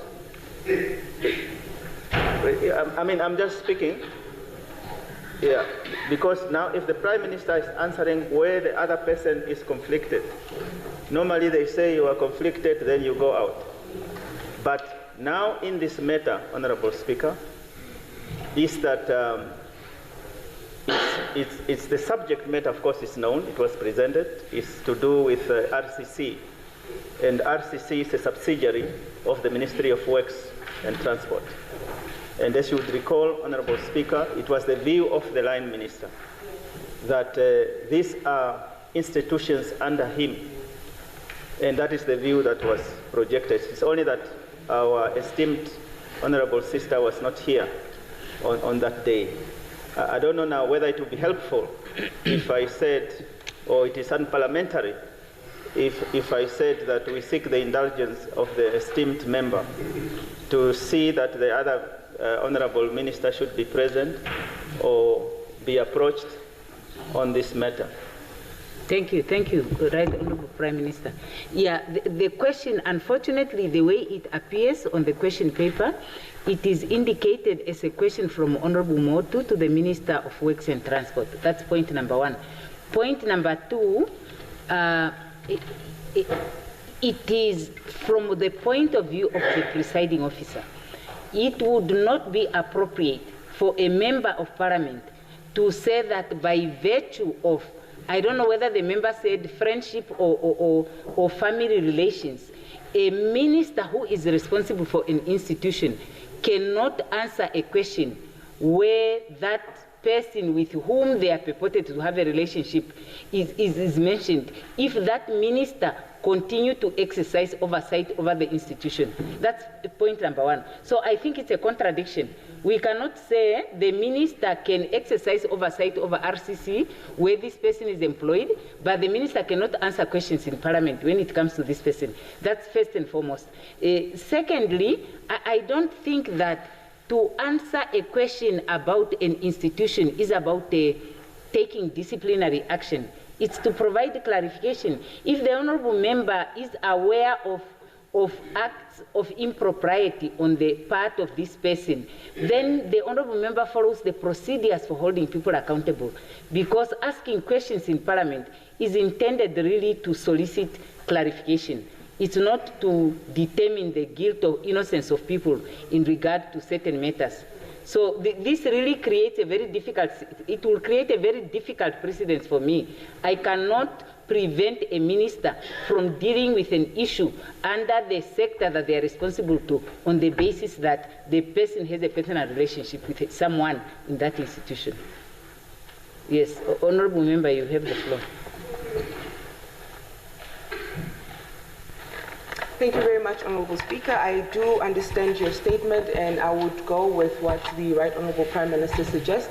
The question stands, but consultation will then go between me and the Minister. And then forward, I would like to ask, is it parliamentary for decisions to be made by the mover of the question to not be consulted by Secretariat with regarding to changes of their questions? Because in the past, in the 7th Parliament, Secretariat would call or they would SMS and text you in regarding to any changes within your motion or questions that you ask. So is it parliamentary for Secretariat to make such decisions without my consent?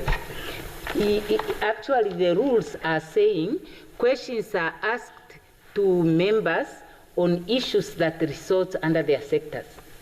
So it means that a member of parliament only has a right to demand an answer from a minister on an issue that resorts under the jurisdiction of that minister. So there is no flexibility for members of parliament to kind of forum shop, because that is practically what this amounts to say that there is a prime minister and there is a minister, I choose to pose this question to the prime minister. So I think the secretariat or the front desk is well within its right to actually advise a member that you have misdirected the question, or to reroute it. I don't think there is anything wrong with that.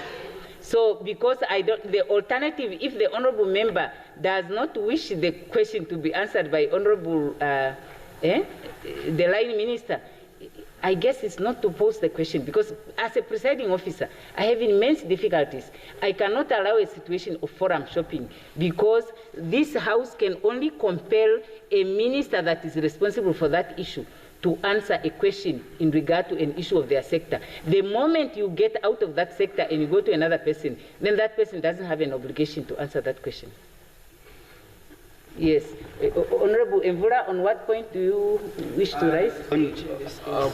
Can I say point of privilege? Okay. I was actually here present, and I think I engaged the presiding officer then, whether I would pose the question or by way of being delegated to do so or not. We wait for the mover of the question. Now, is it possible, the same way that we compel questions to be directed for response by the honourable minister, by virtue of being in charge of that particular ministry and the subject per se, is it also then perhaps possible that we also compel the House, or I don't want to say the presiding officer, but also to do not divert or defer a question in the absence of the mover? Is that something that we can work on in future? No, in terms of the rules, thank you. If a member who posed the question is not in the House to put the question, then we proceed to the next question, unless if that mover has requested somebody to put a question on their behalf. But we also don't defer the access. We defer it. But if the question is wrongly directed, it can be redirected, because it's not a choice.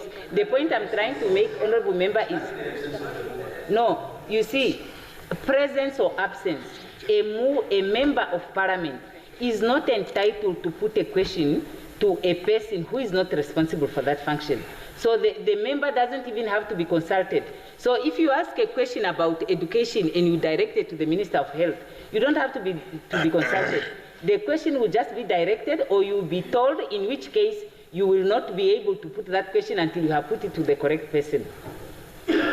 You see? Otherwise, we create a problem, because the moment we choose who to put the question to, regardless of whether that person is the line ministry, it becomes difficult for us to require answers from people on issues that are not resorting under there. So there is no agreement to be reached, unless if we are saying, honourable members, if Honourable Motu wishes to withdraw the question because she doesn't want it to be answered by the minister, that's her right. Because if she puts a question, she can also withdraw it.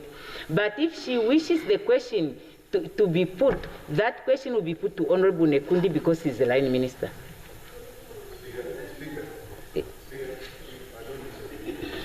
Oh, thank you, Speaker. Honorable members, we are now spending 1 minute exactly. Yes. We are now spending too much time on this point. We shouldn't generalize this issue.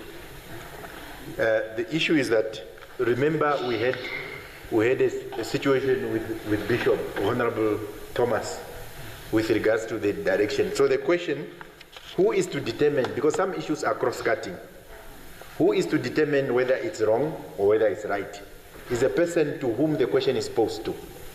The only difference on this, with regards to this matter, it was problematized by the request that Honorable Motu herself made, because she said that this question cannot be answered by Honorable Nekundi because according to what she has, Honorable Nekundi is conflicted. That's what this problem becomes. But the question that we must be able to answer is that it's not that she can't post even the question of transport, because maybe it's coordination, because immediately when it becomes about governance coordination, ICT matter will immediately become Prime Minister's issues. But I don't want us, Speaker, for us to generalize it, because what we needed to rule, that's why I was highlighting that there was a gap between yourself and the previous presiding officer. The only thing, for instance, you were almost there when you're saying is not in the position of a member of parliament to say who is conflicted and not. Those dynamics, if we restrict it to that, we will be able to resolve it. Yeah, but, and I'm resolving it, Honorable Ampanda. Yes, then we are almost there. Let me just finish. So, the aspect is that if I want to ask Honorable Ithete about a particular question, and then if it's discovered that it doesn't fit within his or her portfolios, he would indicate it as such.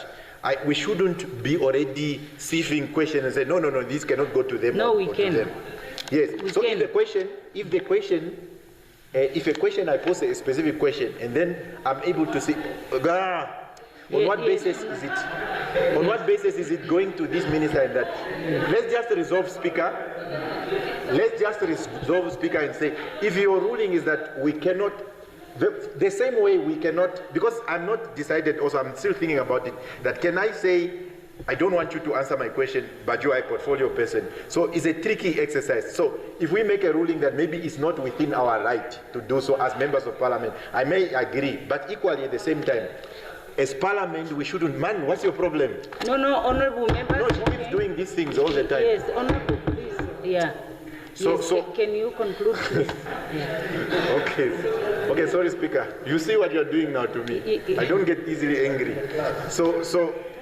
But let's, if we do that, let's not be the one to make judgment on questions by members. Okay, can I answer that point? Yes, but if we can, if maybe also at the same time, we might concede, okay, maybe, I don't want to speak on their behalf, I might concede that maybe it's not necessarily for me to determine whether the person is conflicted or not. Maybe the person can still answer the question. If they are unable to answer the question on that basis, then we can take it up. But at the same time, as a parliament, we cannot just, it can't be agriculture. It will be very problematic.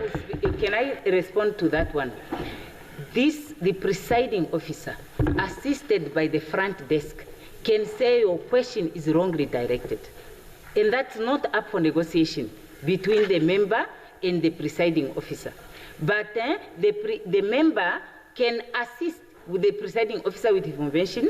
The presiding officer can receive that information, apply her mind to the information, but where it is found that this is an issue for Ministry of Works, that question can only be put, the presiding officer can only allow that question to be put if directed to the right ministry. We say? So, but if it is about a subject matter, like I always refer to the case of Honorable Justina Jonas, because we have certain issues that have multiple dimensions, like the case of the Minister for ICT. There are aspects of ICT in government as an institution that resorts under the OPM. There are aspects of ICT as a national issue that resorts under the Ministry of ICT. So in that regard, it's possible for an ICT question to be directed to the PM or to the minister, depending on the issue that is queried. But there is no flexibility for forum shopping, because practically what is coming through here is nothing other than forum shopping. it is not allowed. It's not possible. The last person is Honorable Venani.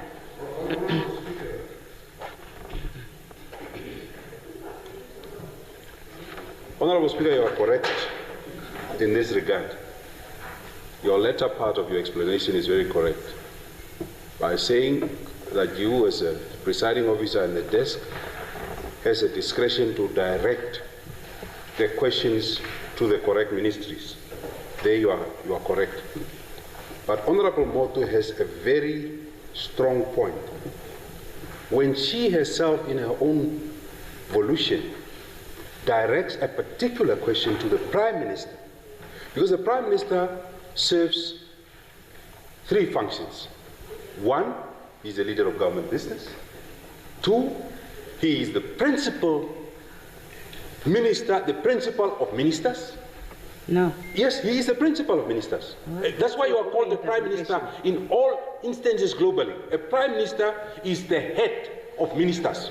He is the head of ministers. Being head of ministers, he has a responsibility as head of government to be able to answer questions. No, that's wrong. No, let me just finish.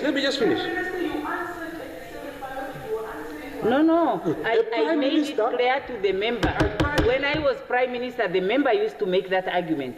I told the member the Prime Minister is head of administration, not the oversight authority over the ministers. The Constitution is very clear. The ministers are accountable to the President and to Parliament. So we should not. I think the honourable member here is you are out of order. No, I'm not out of order. You are out of order. A Prime Minister can summon ministers. Now you are out of order. No, now, please, what are you doing now, honourable member? Let me land my thoughts. We are answering a question. Just because we are debating now. No. We are debating now. Let me land my thoughts. Why are you not allowing me to land? But the presiding officer can decide to ask you my dear friend, to leave the floor because you are just arguing. Let me land. No, honourable member. Let me land. No. Grant me the latitude. No, you are standing. Even the rules are saying when the presiding officer say, take your seat, honourable member. Honourable, you are just honourable Speaker. Let's talk to the issue of RCC and this question. Honourable Speaker, a particular member, and there are precedents, when a particular member says this question belongs to the Prime Minister as head of government business because I have detected conflict of interest. You can't rule that question to go back to the minister. Unless if you are saying you are in cahoots with what out of order, you are out of order on that you are covering Nekundi now. No, you are out of order. No, there you are. So, honourable member, do you want to withdraw your questions or we move on? No, I'm asking, so we wait for honourable to come. So the minister would come to answer the question. The next question is question number 29. I don't supervise ministers. The next question is question number 29 by Honorable Ipumbu to the Minister of Justice and Labour. Does Honorable Ipumbu put the question?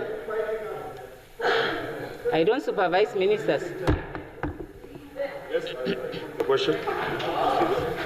Yes, does the Honorable Minister of Justice wish to respond?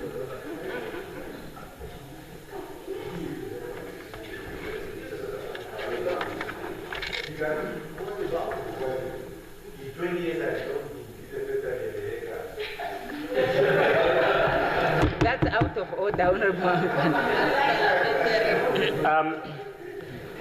Honorable Speaker, I stand to apply for leave in terms of Rule 134 sub Rule 6 with amplification that the question put by Honorable Ipumbu relates to the incident that has manifested. Rule number what? 100 and what? 134 sub Rule 6. 34 Rule 6. Okay. Yeah. Okay, so you are requesting that you be allowed to answer at a later date? Yes, with amplification, Honorable Speaker, if you allow. The question before this August House is one that pertained to an incident that eventuated over 20 years ago. It so happened that the file pertaining to the same matter, has already been, shelved, and there is a little bit of challenge in tracing the file so that we can determine the factual position, and it's on that basis that I'm evoking the rule that I have cited, if it carries your permission and that of the August House, Honorable Speaker. So, okay, so Honorable Member, are you asking for deferment until next week, or you are saying you should be allowed time until you have found information and you bring it? What are you saying specifically, especially given what you just shared now? In the context of the amplifications I have provided, Honorable Speaker, I am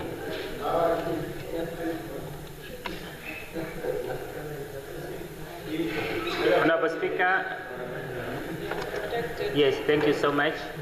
In the context of the explanations that I have provided, I am asking that these questions be deferred until such a time that we have found the factual position, and once we have that, we will extend the courtesy of providing the response to this August House, and particularly to my respected member that have put it. Okay, so now, Honorable Member, would you rather bring it in a form of a ministerial statement, or because we will be putting this question every Thursday and we don't know whether the minister is ready to answer or not?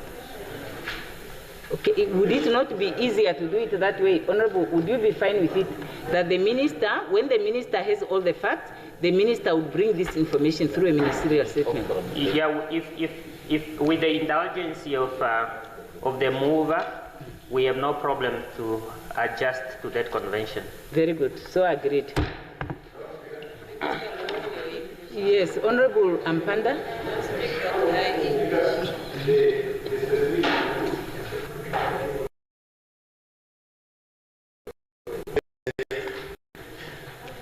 The 134.6 says, a minister or a member may, with the leave of the assembly, defer answering a question.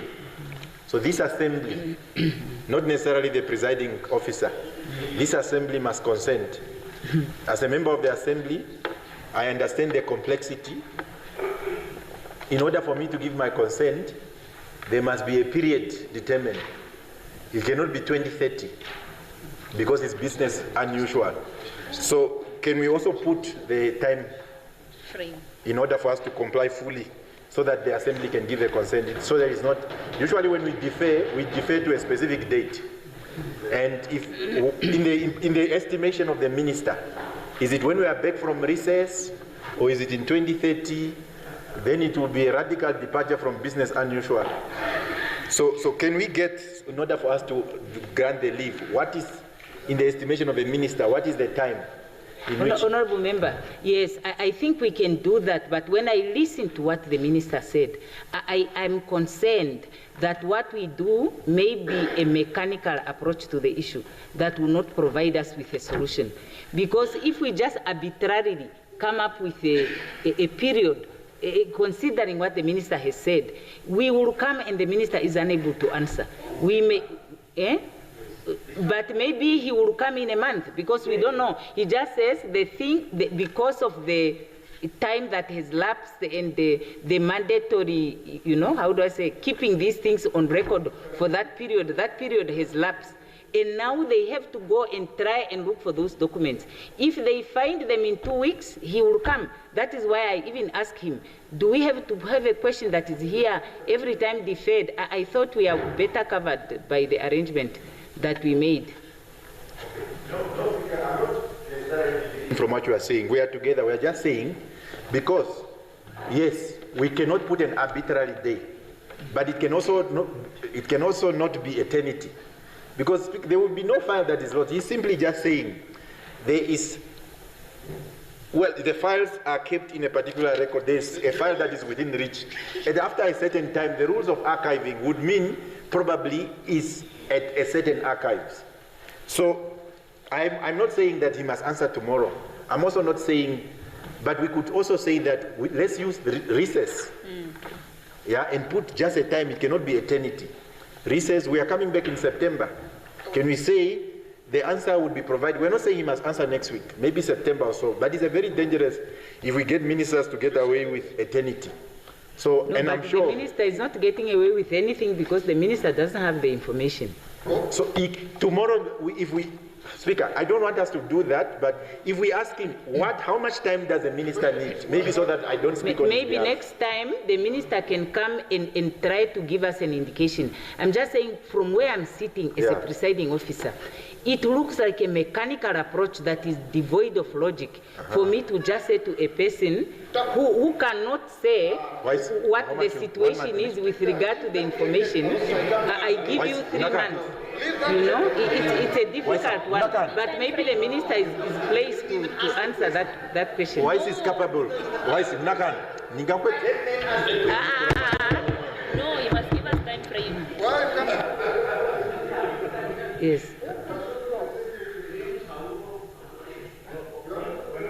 Speaker, I thought I tried to be as lucid as I could by indicating that this is an incident that has eventuated, you know, over more than 20 years ago. You see? And in the mind of any reasonable person acting reasonably, one would then expect that, you know, it would take time to locate, you know, the file concerned. And what we have committed, or what I have committed, is that once that particular information has been traced, we will present it to this August House soonest. Yes. But what I also couldn't get is the limit within the rule that allows the impositions of the timeline, especially, you know, outside the consultations with the mover of the question. So I thought my brother nodded his head, you know, in agreeing with, you know, the reasonable explanations that I have provided. So, but my honorable member Ampanda, I think take it from me that as soon as we have it, if we have it tomorrow, we will definitely, respectfully so, you know, bring that response before the August House. But at a point where we are in a position of impossibility, insofar as the required information is concerned. Yes, thank you. Oh, honorable members, please let's conclude that matter. And we proceed. Yes, Honorable has agreed. Honorable Ipumbo, I thought. Yes,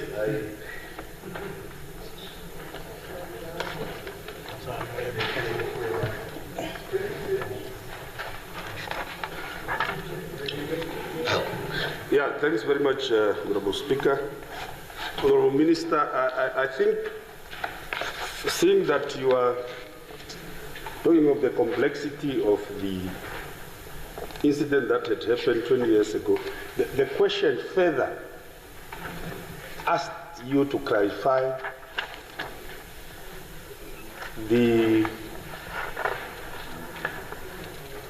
method used to prosecute those that are involved in fatal accident. It further wants you to clarify that, not only the incident of the person that has been mentioned, as you are saying, this incident happened in the past 20 years. So if you go down the questions there, I think it would have been better if you could come then with specific answers as to determine prosecutions in cases of fatal accidents, provide detailed reports and speak about the rule of law not to be blind to status, race, political affiliations. So I think there, not touching on what you are saying, it has passed in 20 years, maybe there, if you can, or you ask the indulgence of the House to come perhaps next week, without now the 20 years that we are referring to. Yes, I would like to conclude this matter, honorable members. I thought really we had reached an amicable. The honorable minister had responded to say that if he come next week or tomorrow, and you have highlighted now that there are multiple issues, then maybe the minister will take note to say, he will come back and say, on 1, 2, 3, I have the answers. On this one, I'm unable to get the answers. I'm just concerned that we are actually beginning to discuss a question now. And it's sending...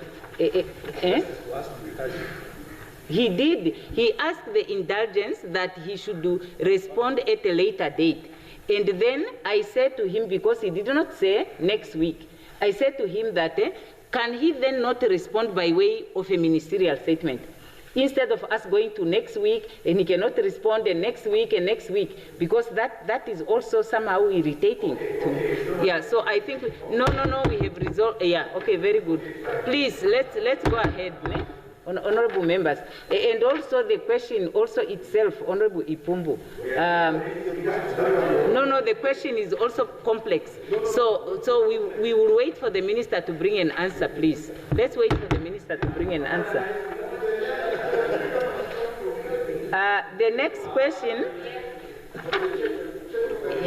is one by Honorable Venani. Question number 30 is a question by Honorable Venani to the Right Honorable Prime Minister. Does Honorable Venani put the question? Okay, so you are not putting the question. Very good. Okay, fine. So now we proceed to the question number 31. Is one by Honorable Kumbwa to the Minister of Urban and Rural Development. Honorable Kumbwa, the Minister of Urban and Rural Development is not here. Okay. The next question is 32 by Honorable Kandorodu to the Minister of Defense. Honorable Kandorodu, the Minister of Defense. Okay. Honorable, do you put the question? The deputy is here, maybe he's delegated.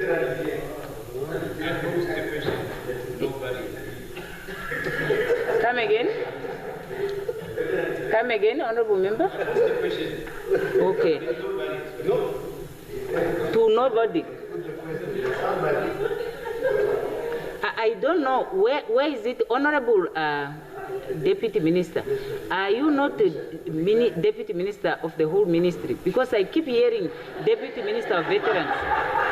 What is your correct title? Honorable, can you please clarify that? Because there seems to be this understanding that the Deputy Minister can only talk to certain aspects of the ministry.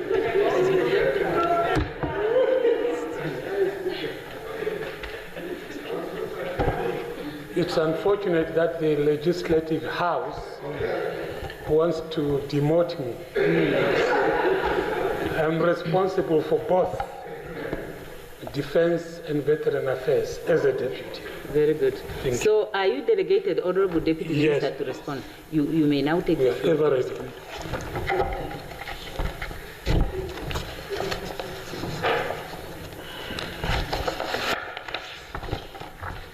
Thank you, Honorable Speaker. Honorable Kandorodu, thank you so much for this opportunity to clarify some of the misapprehensions regarding matters around veterans of the liberation struggle, particularly the programs intended to benefit them. I rise to respond to the questions posed by Honorable Vetaruhe Kandorodu of the Nudo Party. which we actually should have dealt with in May. However, as you know, we have been a bit busy. We are only getting the opportunity now to respond. Please allow me to now answer your questions without having to react to some of the things you mentioned in your introduction. Honorable Member, you would like to know, when does the Minister intend to fund the veterans projects the Ministry approved more than 10 years ago? Since the commencement of the program in the year 2011 and 2012 financial year, the government has been appropriating funds annually towards all programs under the ministry, including the individual veterans project that you are talking about. Many veterans projects were funded since the introduction of the program.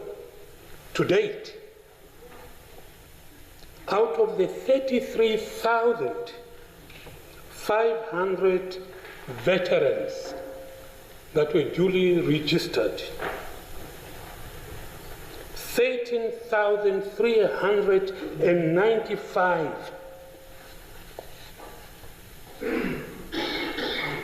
have been paid at an amount totaling $2,522,538,609 Namibia dollars, while 12,702 are yet to be paid. Regarding the cash payments of $170,000, which replaced the project's concept, the ministry introduced the first in, first out concept. This was to ensure that justice is done for those who had applied for projects at the introduction of the program, but were yet to receive their benefits. This means that the $170,000 cash payment is being paid based on the year a veteran had applied. Meaning, if a veteran had applied for his or her project in 2011, they are considered for the cash payment ahead of someone who had applied in 2013 or after. It is unfortunate that the financial resource at our disposal is not commensurate to the number of veterans we wish we could be paying in a given financial year. In the 2023-2024 financial year, 587 veterans were paid, while 1,795 were paid in the 2024-2025 financial year.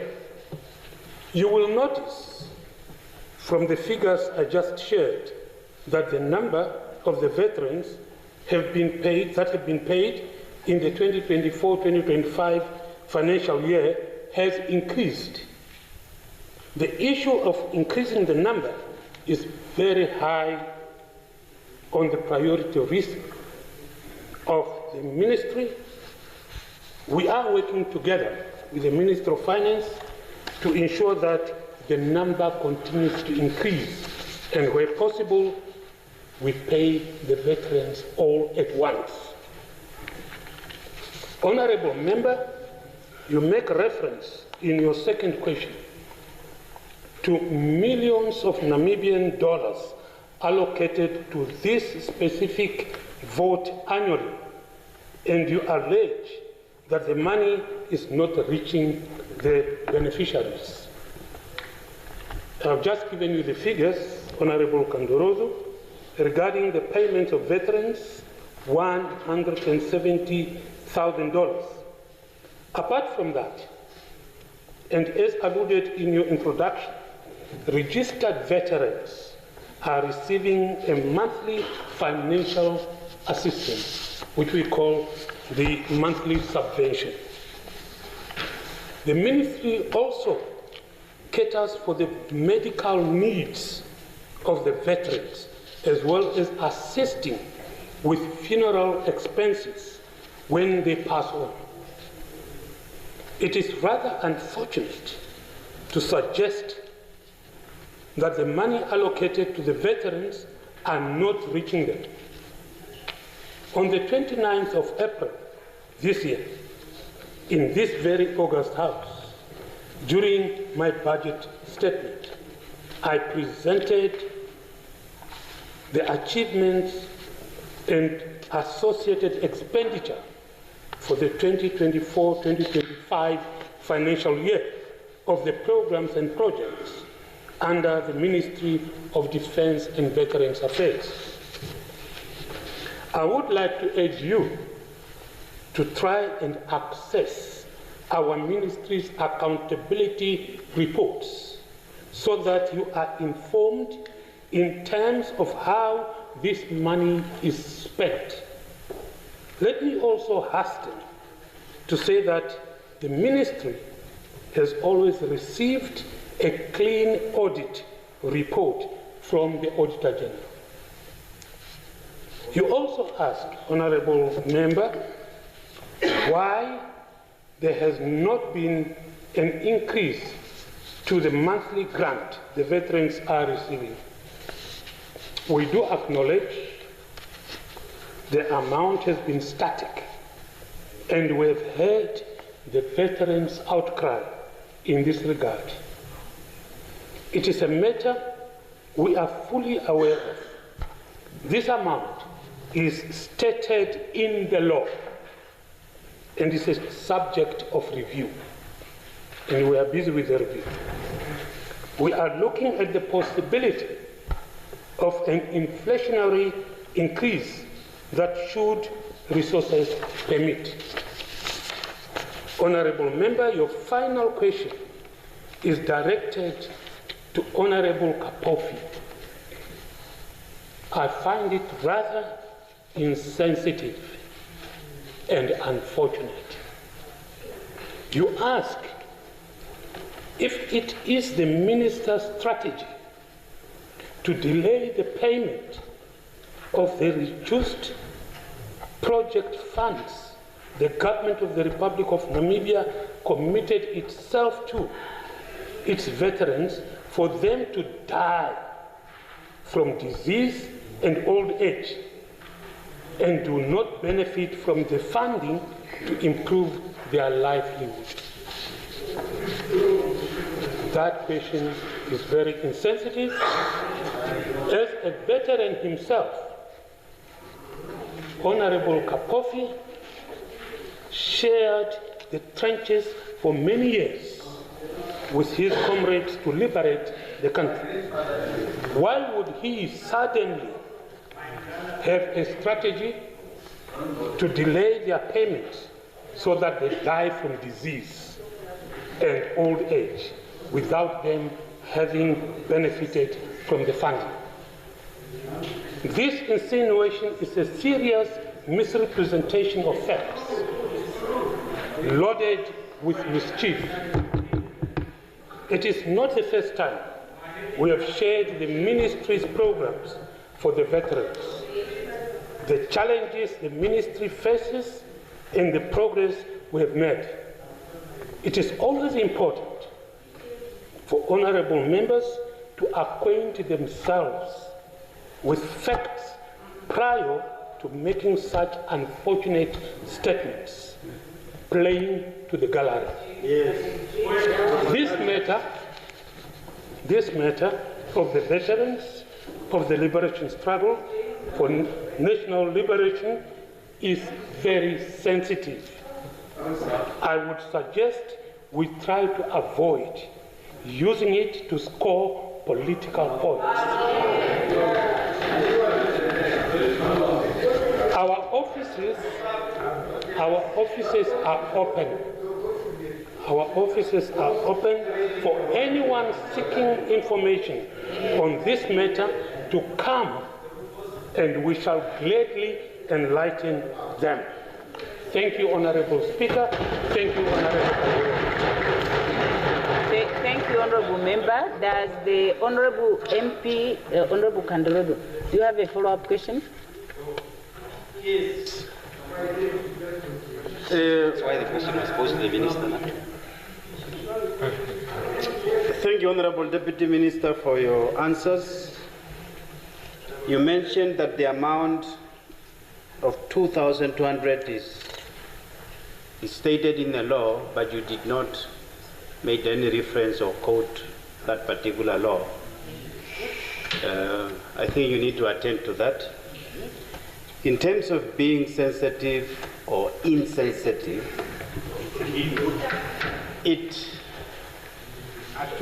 the liberation struggle, it has affected you and I equally.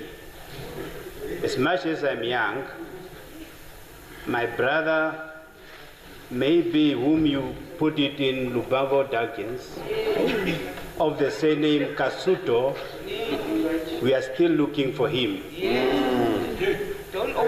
So I will ask you to reveal the names so that we can also heal our wounds. And James, please, so were you at the war?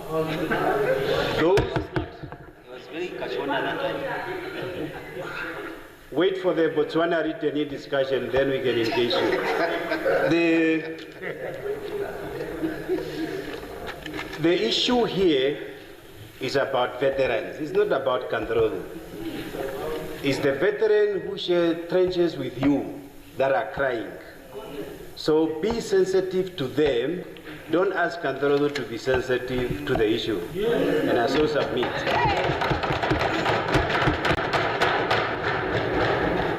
Honorable Kandorodo, now the story of the dungeons is not related to the question about the payment of the project funds. So that part is out of order. Honorable Deputy Minister.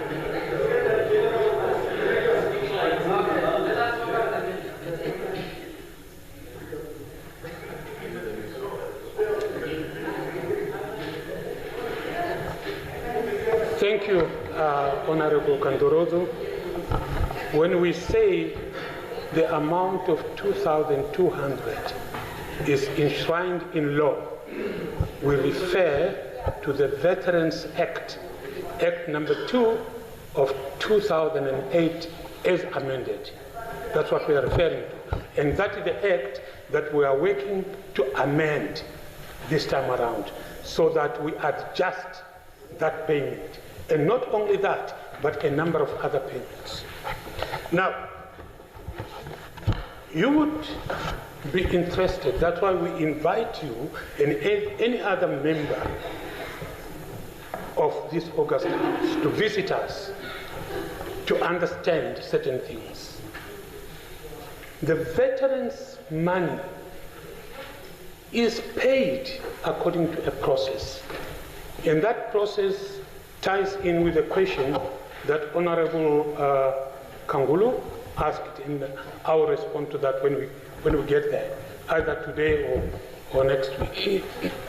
You have a veterans board where applications go. And dare I say, Nudo, your party.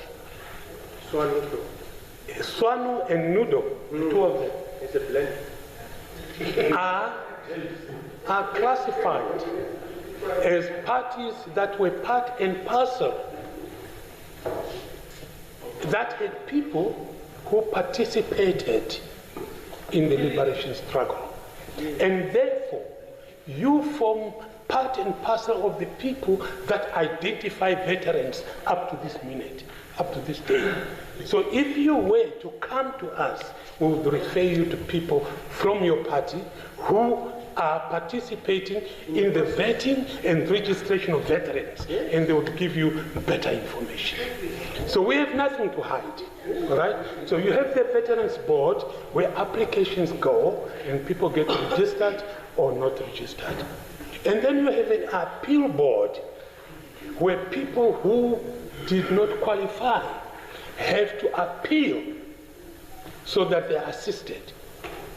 But further, if the appeal board, the veteran who wants to be registered and be recognized as a veteran fails the threshold at the appeal board, that veteran has every right to approach the High Court of the Republic of Namibia. That is how transparent we are.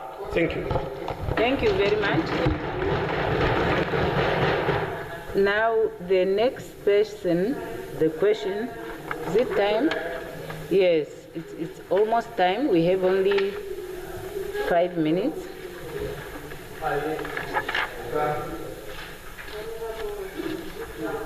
Yes, given that we have only 5 minutes, which may not be enough. What is the next question though? Let's look at the question first. That question is not enough time.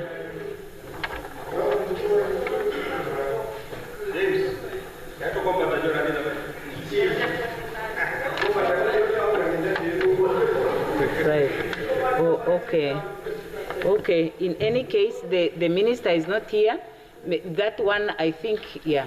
Okay, maybe he will be here next time around. Can we agree to rise today? Can the Prime Minister, Right Honorable Prime Minister, propose the adjournment of the House? Very fast.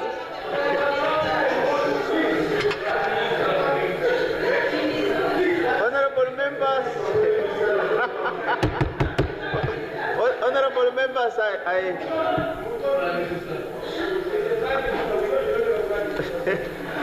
honorable members, Comrade Speaker, I move that the House stand adjourned to 14:30 on Tuesday. Is that correct? Yes, thank you. Thank you very much. So the House adjourns until next week, Tuesday.